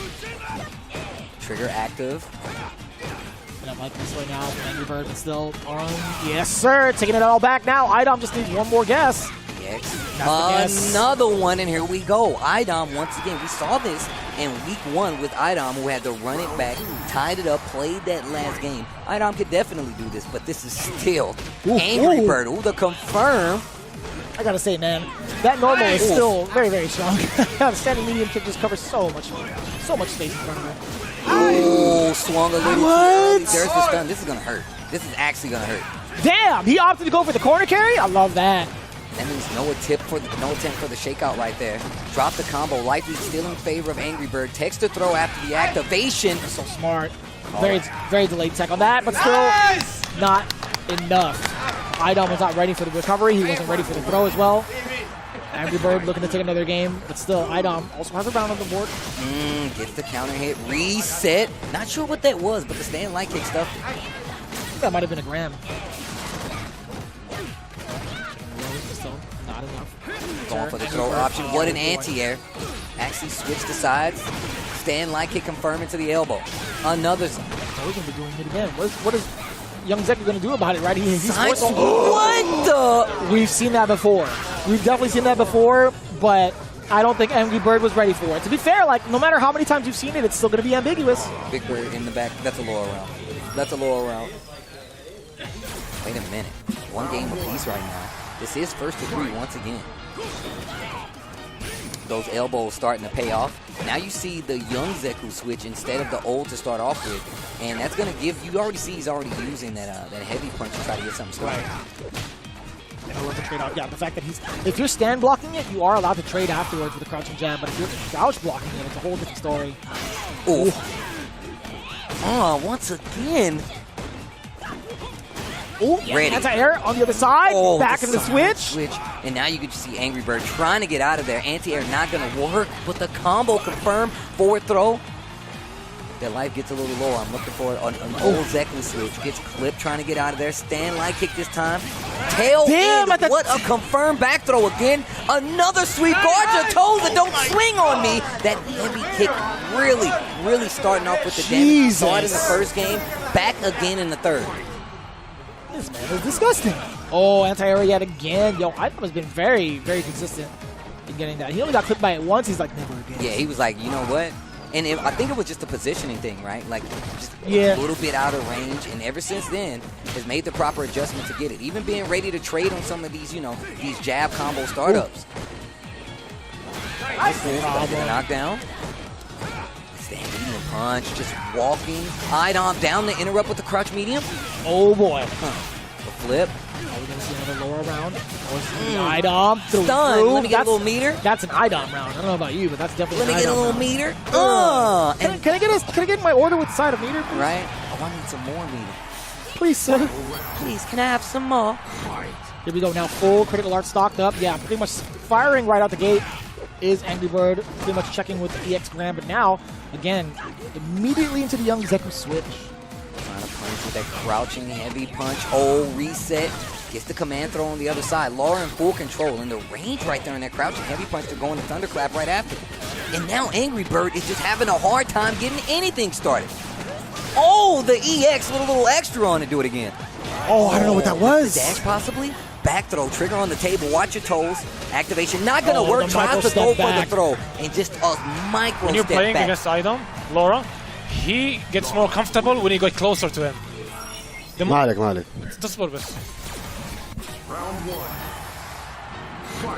That is 2 games straight for Idomb, runner-up at the previous EVO. Just falling short against Guano, but now, again, in a whole different atmosphere, still trying to maintain that championship caliber in terms of how he's going to be playing. Opens up the low. No command grab here. Angry Bird very much so ready for it. The anti-air, yes, sir. So difficult to do with young Zeku, but he just get the spacing. Goes forward, tries to go for the normal throw this time around. Angry Bird okay with just backing up and resetting the neutral, especially with young Zeku. That ground speed is definitely a problem. I'm expecting a change to old, but might not even need it. Tries to get the throw, and that's what I was looking for. You don't want to try to chance these situations a little too late. Oh, it's at the one? It's a what? Oh, the interrupt. They go straight for super, and Idomb was hitting a button. What the hell was that? He did get the hit, right? I just don't think he was ready to confirm off of it. I think he might have gone. It looked like the startup of a command grab, to be honest with you. Tough call. Very tough call. But either way, Angry Bird 100% going to take that. Very expensive, but not too shabby considering the amount of bar in the down, in the bottom left part of your screen. And if you notice, Idomb is getting to this point in this round where he's like, if I play this range right here, I can react to everything. We saw it in that last game. A lot of reactions, crouching medium punches, stopping the runs. But now, Angry Bird has switched up the offense. Gets the confirm with the stand medium punch. That should be the round. And the match, actually. All tied up. What is that, 2 apiece? I believe that's 2. That's actually pretty, that was a pretty significant round for Angry Bird. I think you could see the mental stack coming in on the side of Idomb based off of that critical art finish. I think that was the biggest, or the fastest round that we've had from Angry Bird. Bro, that trade to the super from Angry Bird, like, what? I want to know what was the thought process behind that.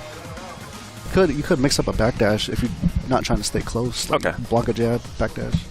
So there was a counter hit from the side of Idomb off the crouching medium punch, I believe. He just wasn't ready to confirm it. I think he was looking for Angry Bird trying to block that crouching medium punch and still be within range of a command grab.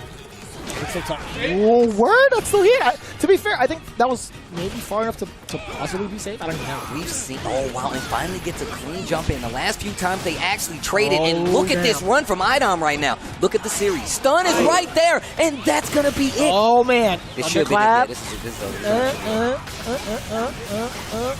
No, it's not enough.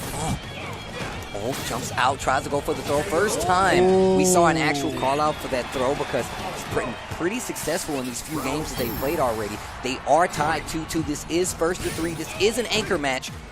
Idomb with the potentiality to tie this and go into that death match. One game to decide it gets the knockdown. Dash up, crush. He's looking for the sudden death match. He's like, yo, I want to run this back. Ooh, the back throw now. It's going to be all Angry Bird. That does a lot of damage. But I mean, it's worth the bar. It obviously is worth the bar. Activation point. Oh, you thought you could press a button? No, that was actually at the very tip of the iceberg from that sweep. Look at that CA. It's getting close. Trying to go for the throw. Dash out. Which side? The other side knockdown. Look out for the throw. Again. And watch out for the raw CA. Oh, he tried to move. He caught the low.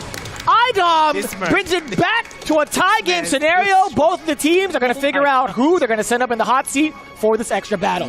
That ties it. They both have 20 points in this team battle. The second team battle, week 2. And once again, Idomb in the hot seat, bringing his team back from the brink of a sweep to tie it 20 points each. Who will be the last player to go up for NASRxBandits? You can see him having a talk, MenaRD and Angry Bird. Kaba right there in the wings waiting. It's so funny because in Street Fighter League Japan, I don't really get to see the extra battle come to fruition, but man, when it does, it's super exciting. I didn't think it would be pretty much the same deal here in the States. I mean, like, I didn't know how often it would be doing so, but man, we've had like how many matches thus far, right? We've had 3 already. We just didn't see one in the first team battle of week 2 here. But now, you can see both teams talking about it, mulling it over. And look at this. Now, Knuckle Doo got a little bit of XP. You still got to read on their, their layout now.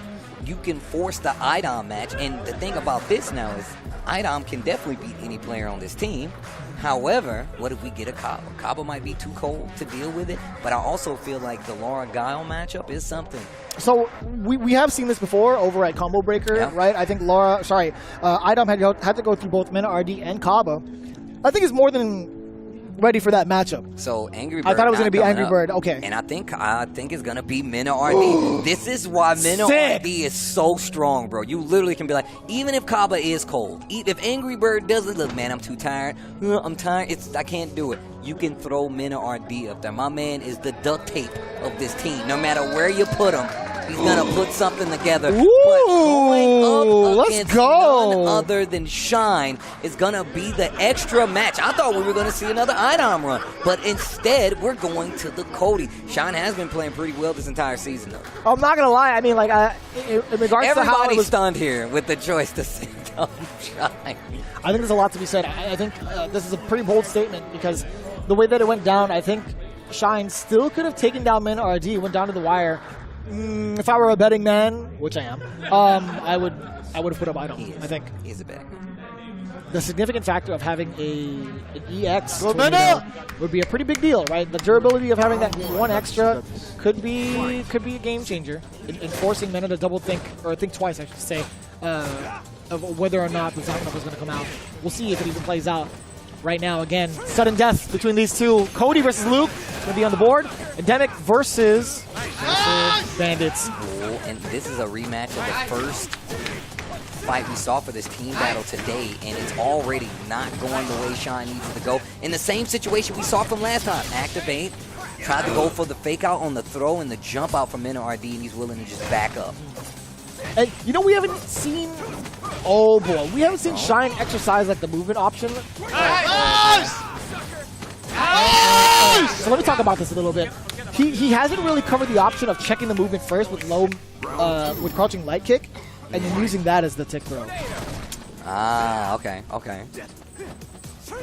Yeah, and you can tell right now, Mena's not been confirming a bunch of those crouching medium kicks, just taking the hit and running in. So it was a pretty valid strategy, but he wasn't ready for the jump out option. MenaRD, he's running with it. You can't let him have this, man. MenaRD is so good in these situations because he's forcing you to adjust. This bulldog pressure coming from Mena.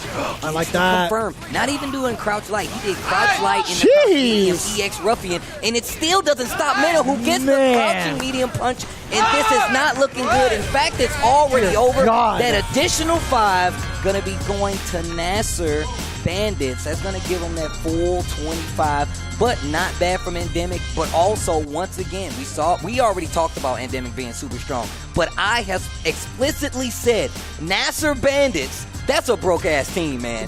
That's a broke-ass team, bro. Not in regards to the financial department. I gotta say, man, these guys are rich in regards to the experience and the talent. And I gotta say, with the character selection. Yeah, hey, look, first off, having MenaRD, I'm gonna keep saying this. The big birds are amazing. The birds, both birds, amazing, yeah. Right? But you have MenaRD and Kaba in the wings, bro. Man, you have the big angry bandits. Right, the big angry bandits, bro. You know what I'm saying? Man. And you can hear them cheering each other on. There's a lot of back and forth talking about team strategy between the team. This team is looking so good here for us, man. I'm telling you, dude. And in regards to their current placement, right, they're the only team alongside Endemic that has played twice. That puts them on the board technically in first right now with, what, like 50 points total, and trailing right behind them is, I believe, Red Rooster with their big 30. But again, that's only because of the fact that they're one of the other teams that played second. So pretty significant lead, having 50 points going into week number 2. But at the same time, you know, I want to see whether or not they have enough in them to get a full sweep. I want to know who's going to step up to the plate against NASRxBandits, right? The current reigning champs of Street Fighter League is indeed Team NASR with Big Bird, Angry Bird. This is it right here. Like, this is the team to look up to right now, and it shows more often than not. Like, these guys always come in to do the work, and they get the job done. NASRxBandits is so good of a team. Let's take a look at what Rob TV has in store for the man who's taking it all away in the sudden death. MenaRD is standing by with NASRxBandits. I am here with Team NASRxBandits, and of course we are specifically talking to none other than the Raging Bull, the fighting pride of the Dominican Republic, MenaRD. Bro, you just clutched out. First I gotta ask you, were you surprised at all with the last pick as far as Shine over Idomb or Doo? Yeah, I was very surprised. I was honestly waiting for Idomb. I got something for him. Okay, so yeah, what would have happened if it was Idomb? What do you think would have happened there? I will have one. What do you want me to say? Okay, so we do have a surprise pick, it seems like, in the works. So, interestingly enough, last week, we actually talked about the fact that, you know, your teammates, they actually held you up. Even though you played amazing, but Punk ended up being able to bring it back against you. And you talked about the fact that, you know, it's nice to have your teammates be able to have your back, and you can do the same thing for them. And as fate would have it, they needed you to do exactly that in that clutch spot today, and they trusted you in that position. So what does it feel like for you to be able to clutch out like this, like they did for you the week before? It was very special, honestly, because the thing is, the first match, you expect certain quality out of a world champion, and sadly, like, I dropped it. So being able to back it up and give them the trust they deserve, you know, see me winning, see me doing it for the team, it felt very special. Especially, they had a choice. They had Angry Bird, been playing very solid, and all 3 of them said, you know what, man, we still believe in you. So it's very special. Oh yeah, you're definitely looking amazing, and of course, Team NASR so far 2-0, undefeated in Street Fighter League. Last season, we saw them actually go 8-2, and it looks like they are doing their best to end up on that same path. I think that it's fair to say that Endemic is one of your biggest competitors so for you guys to get that win says a whole lot. But we still have a whole lot more Street Fighter League to come, and that's going to be after this break.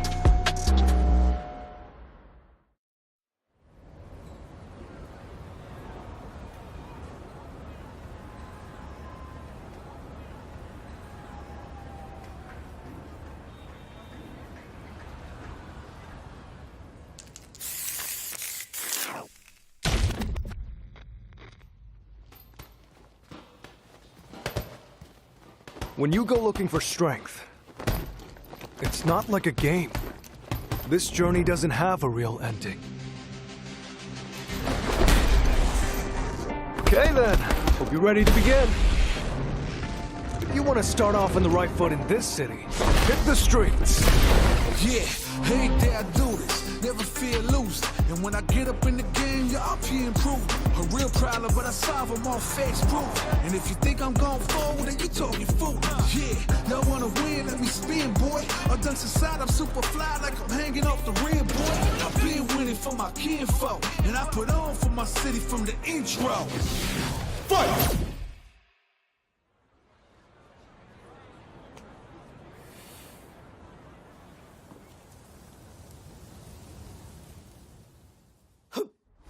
It started from the ground up, training getting wound up, channeling the inner self and moving up and down, crossing over past the bound, for the time the clock can keep score. Years I never thought it crossed before. When I get tired on my knees, I got it digging it deep. I feel like I'm on the road, it really has got me. Since I went to win, no good vibes, if you just let it get. I'm out in the skinny, right around in the dreaming. Once I get the feeling, the top player is here. Let me have some fun. Ready? Then show me. This will be a good fight. If you wanna come and stand up to me, pull up on me now. If you want to challenge to me, what you wanna call me now? I'm on the road to the top and I'm not looking back. I'm on the road to the top and I'm not looking back.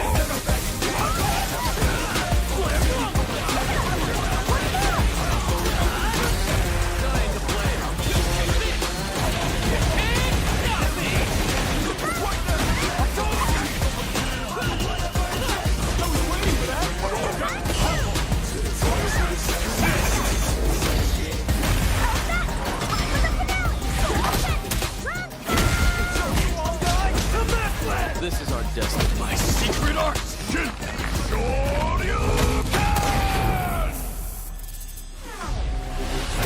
Street Fighter 6.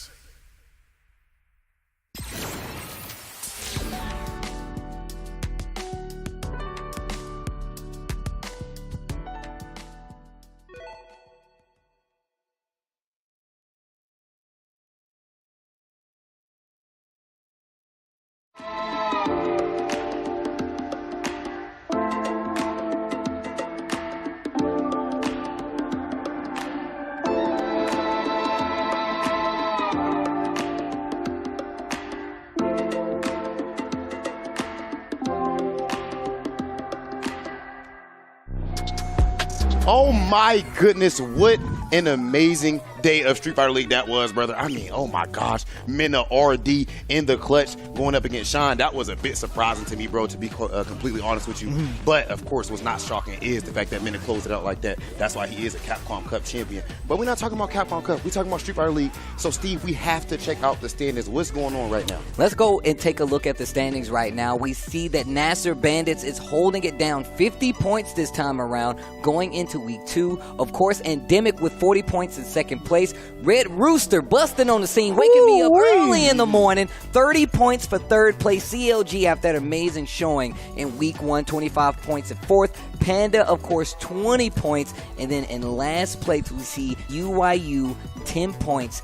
Definitely did not work out for them this week. But once again, it's only week 2. We have next week to look at. Let's talk about the first team battle, UYU going up against Red Rooster. Let's address the elephant in the room.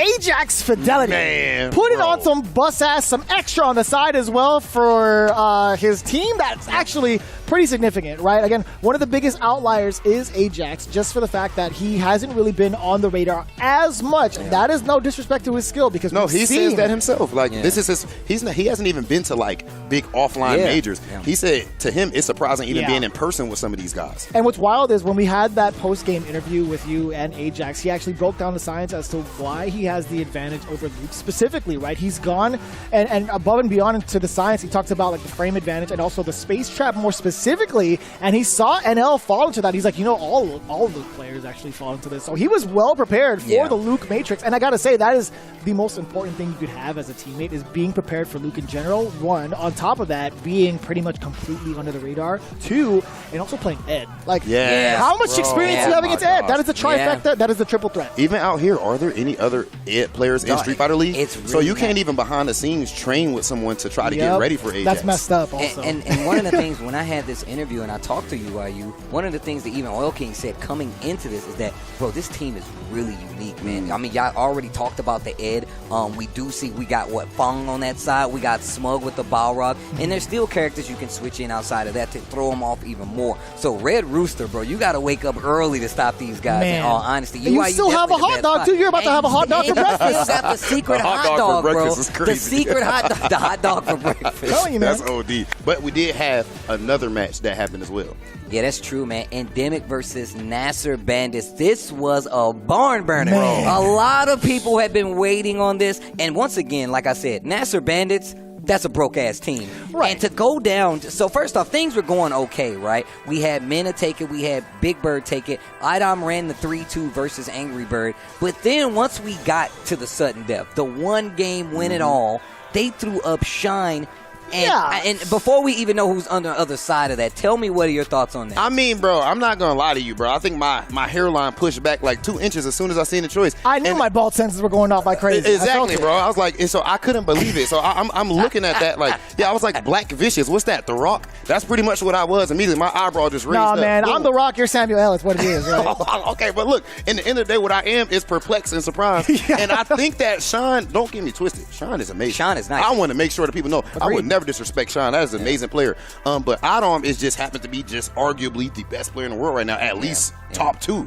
But I think what happened there is actually Idomb does not like the Luke matchup. I don't blame him. He didn't want to run up against that Luke. But honestly, Sean, he played okay. He but still Mena played okay. on that other side. It's tough to really hunker down against someone like Mena outside of a first to 2. Like, I think if it's first to 1, it's one game. That's where he shines the hardest. MenaRD, bro, he could pick any character he wanted to. You've seen how wild he can be as well. I don't think anybody's prepared for a one-game Mena. And I gotta say that. I will say that with full confidence. I don't think anybody in this room is ready for a one-game Mena. And what Gasso, I think, was even, it's weird to say that he's gotten even stronger, but the truth is he has, even though he's a Capcom Cup champion. He just came from Japan, bro. He's been trying. Dude, he's been talking about that on social media for weeks, dude. The amount of practice he's had, that is a lot to be talked about. I think that what's made him improve so much is now he can slow it down tremendously. You know, he can play very slow songs. Yeah, you know, it's not like we've seen like the wildest reads of him so far. It's like he's just controlling that neutral game, hit confirming, anti-air and everything, and you know he's playing phenomenal. But I tell you what, to me, that right there was kind of like that's my Super Bowl. That's my possible Street Fighter League Grand Finals is Endemic going up against NASRxBandits. But I could see it going another way, but at least right now, those are my 2 favorites. So it's interesting to see that it played out that way. I'm glad you said that, talking about Endemic versus Bandits. One of the other advantageous things we talk about here is the fact that home field advantage, right? And that kind of goes into, you know, having that one more, being able to kind of like counter pick and throw them off. That didn't help Endemic versus NASRxBandits. Okay, well, I will say, that did not help them, bro. I will interject, right? I think it's still early in the game where you can still kind of figure out what you want to do in certain matchups. Speaking of doing things, again, being put into the limelight against Luke. We talked about this primarily in week number 1, right? Like, what can actually do against Luke? Right now, he's been exposed to high-level Luke play. Now he has a lot to think about going into the next couple of weeks in regards to what he needs to do. So, for the home side, I think it's safe to be like, all right, well, we're going to have Doo play against somebody else. In case. Like, if there's no Lukes, we're going to throw him in there. But on defense, on the away side, I don't know if he's going to see as much shine. I was kind of surprised though with them being, Endemic was the home team there, right? I'm kind of surprised that they put him up against Big Bird. It had to like, be. why not put him up like against a non-loop? Baptize him in the water, bro. You gotta baptize him in the fire, And man. You have it's to let him early. get that XP. It's early. That's like the thing. at a major, we've all experienced it where you're Yep. having like execution errors and casuals. And what's the first thing you say? I'm glad I'm getting him out I'm the way glad right I'm now. getting it out the way right so now. you would rather him get his experience right now, get that information. That could be a strategic choice. So I That's definitely what I was understand thinking. He understands. He sees the framework of what needs to be done going forward, and I'm really excited to see that evolution. I wonder if we're going to see some V-shift users from Dude. The reason I asked that, because I know that's so specific, yeah. but last time Dude was really active, that wasn't even a thing. That wasn't a thing. True. And that's a whole V-shift, different... That's a whole nother level to Knuckle Doo's gameplay that we can put on the table. Knuckle Doo is one of those people that, like, he knows exactly when to retreat and when he can, like, snap back and take his advantage back. He knows. He's got the wits and the calmness to do that. V-shift adds another layer to that for him, because if he learns the placement on V-shift and some of these strings, you don't even have to worry about them being gaps, because he's just going to V-shift out of there, reset the neutral, and I don't care what anybody says. Knuckle Doo's neutral it's is over with. God. Yes. It's so amazing. ridiculous. It is. So, I mean, for me, like, it's a good showing regardless. You got a round versus Big Bird. I don't even know how many people have done that, in all honesty, especially in any kind of tournament scenario. Especially for not playing for how many years now? You've already had like 2 significant mechanics come out, or at least a mechanic and then a bunch of characters that came in afterwards. But we got to let it go, guys. We could talk about this all day. Vicious. We could. Who do we have coming up next week for the team battles? It's going to be just as exciting as ever. In fact, week 3 coming at you with CLG going up against NASRxBandits. That's right. That is going to be some pretty significant titans on both ends. Panda versus Endemic to follow up right after. Oh my. That's rough. God. That's rough. That being said, guys, that's going to do it here for week 2 of Street Fighter League Season 5. And best believe, hand out of the dirt, we're still alive. We'll be back next week. Week 3 is where we'll be, and we will see you there.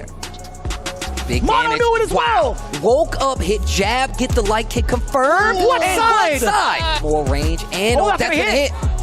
No charge though, but still not the juggle. And my man woke up EXDP. Mena, you madman. Oil King still, man, off the wall. Can't block that.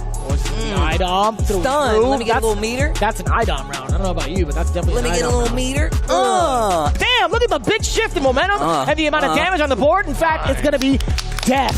Can we talk about that a little bit? NASRxBandits, every time we say it, it sounds broken. It just sounds broken. As excited as I am, again, I rarely get to see that in play. He was waiting for it. The backdash does get covered. Ajax Fidelity is looking to sweep. He's looking to sweep 3 games straight. He is 1 round away. Oh, he tried to move. He caught the low. Wait a minute. The V-trigger is still coming there. out. Double crush. Yo, Ajax. Oh my gosh. And then he still combo. I'm done. To the I'm done. V-trigger. This kid is a phenom. Oh my God, Ajax. He is phenomenal. Most people use it to clean, and that's Oh exactly my God. what happened. You can find it under a sink, and he just threw it at NL. That's what just happened. Good, let's go! Oh, wait. Oh, I'm player 1, I'm player 1. Yeah. Oh, yeah. You ready? Yeah. Yes! Don't let Oh, shit. Yeah. I'm ready for a fight when it's on, it's on. I'm charging like a bull when it's on, it's on.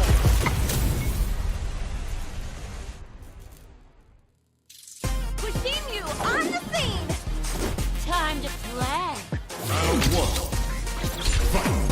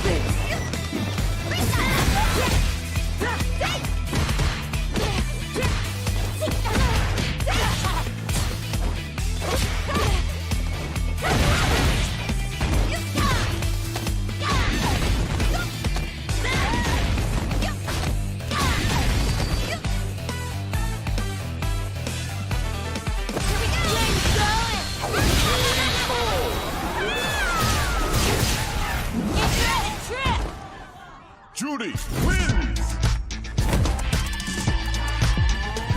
They have dedicated buttons to. Yeah.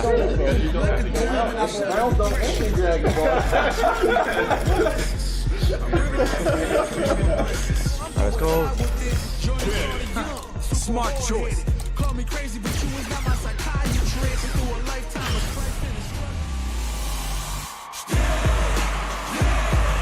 started from the bottom and I'll never look back. Look at all my haters, y'all making them mad.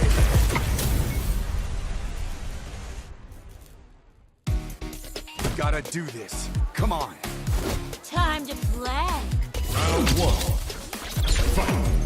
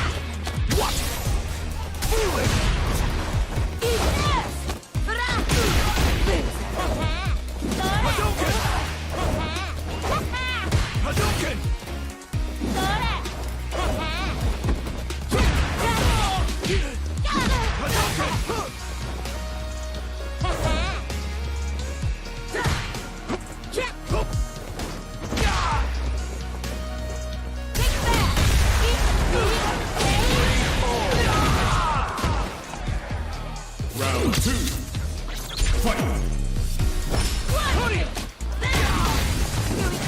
Hadouken!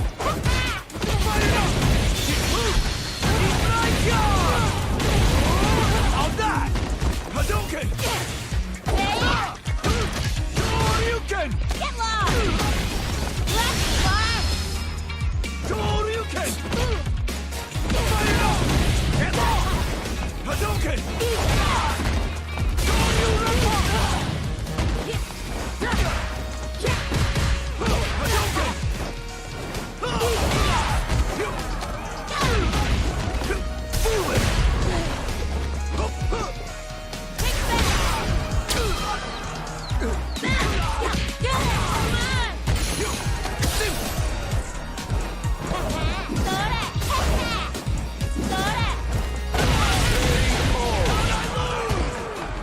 Judy wins.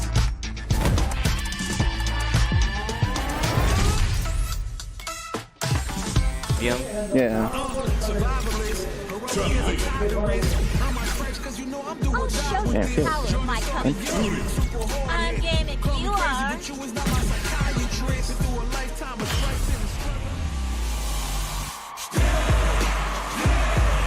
Started from the bottom and I'll never look back.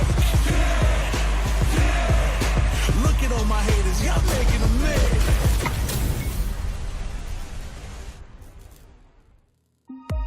Ready? Then show me. Time to play. Round 1. Fight.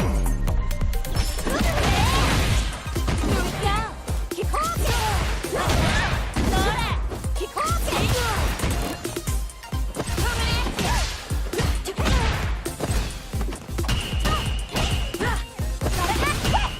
No escape.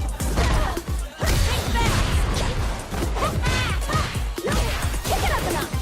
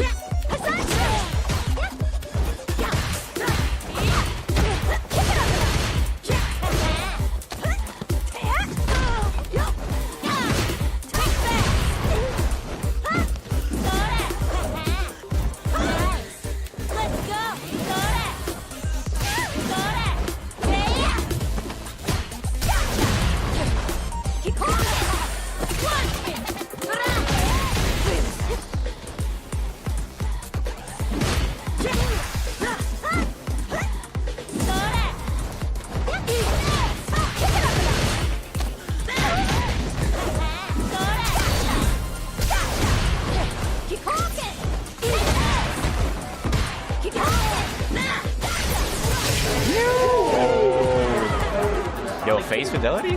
Round 2. Fight.